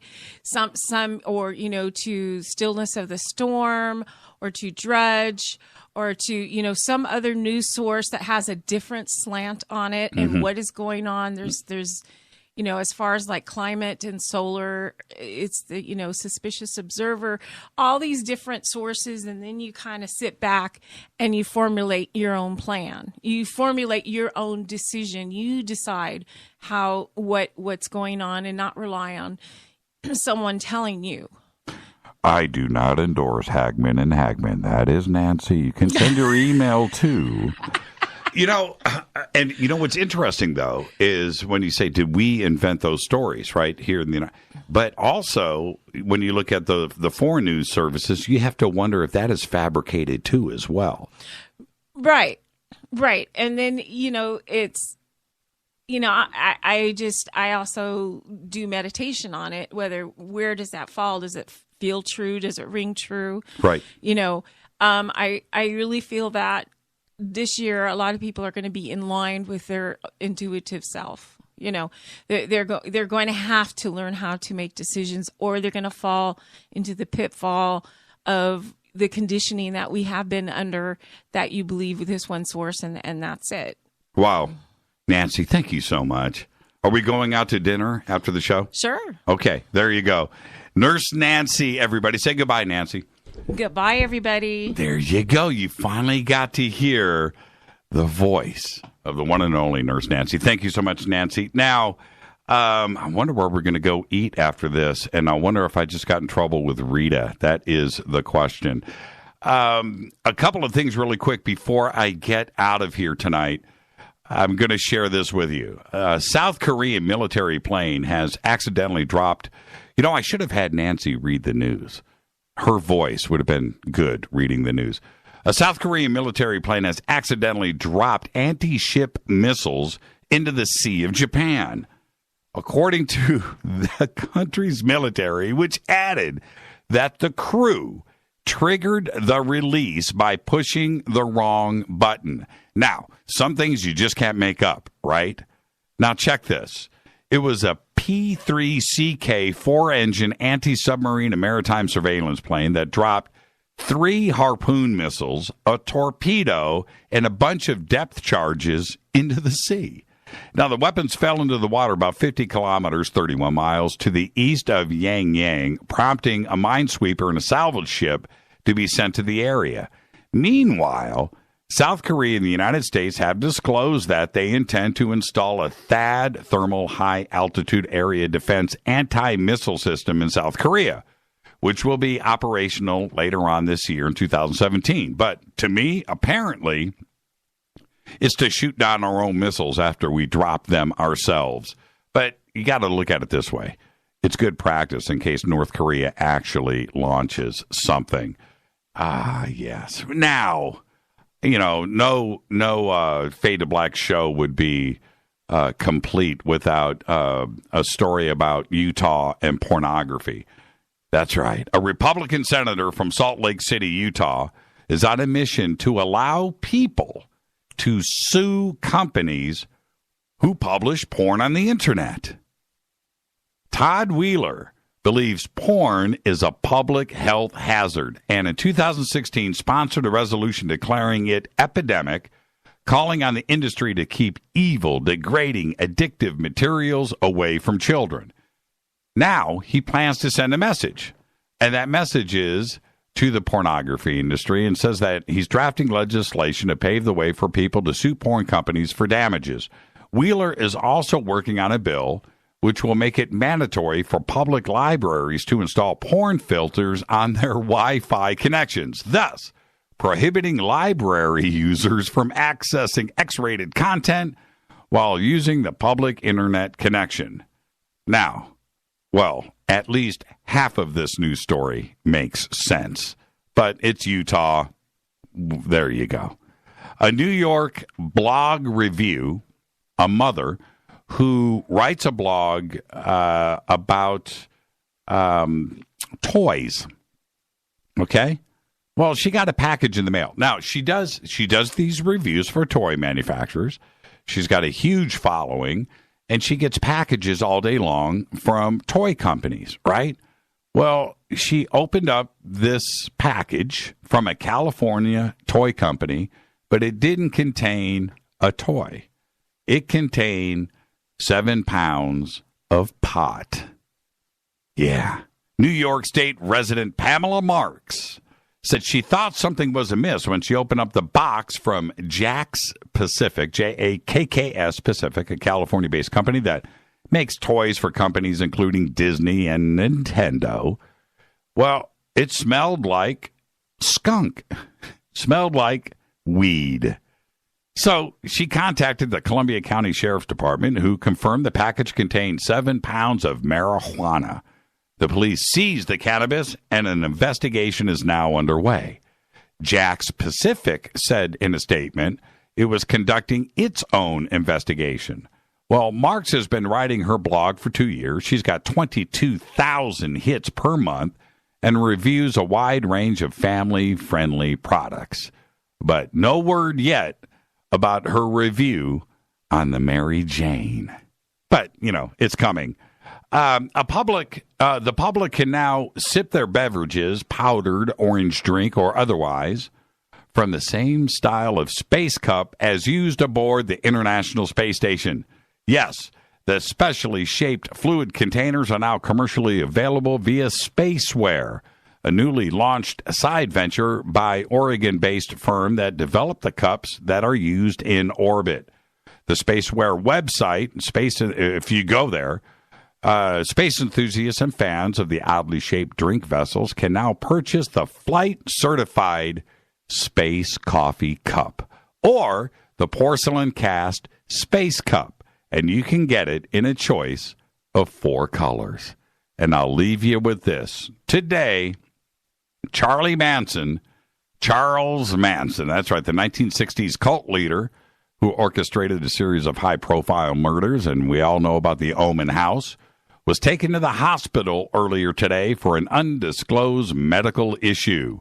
Manson was transported to a hospital in Bakersfield, California, about an hour's drive from the California State Prison in Corcoran, where he has been held for a number of years. This is Fade to Black. I'm your host, Jimmy Church. This will conclude our first show of 2017. Thank you to Richard Dolan. Thank you to everybody that called in tonight. Thank you to the one and only Nurse Nancy. Fade to Black's executive producer is Rita Camarion. Show is produced by Hilton J. Paul, Mark D. Kovar, LJ3, Renee, Jonas, Dennis. Thank you, Bob. Announcers are Steve Harder, Gene Vito, and Mark D. Kovar. Fady by Dale.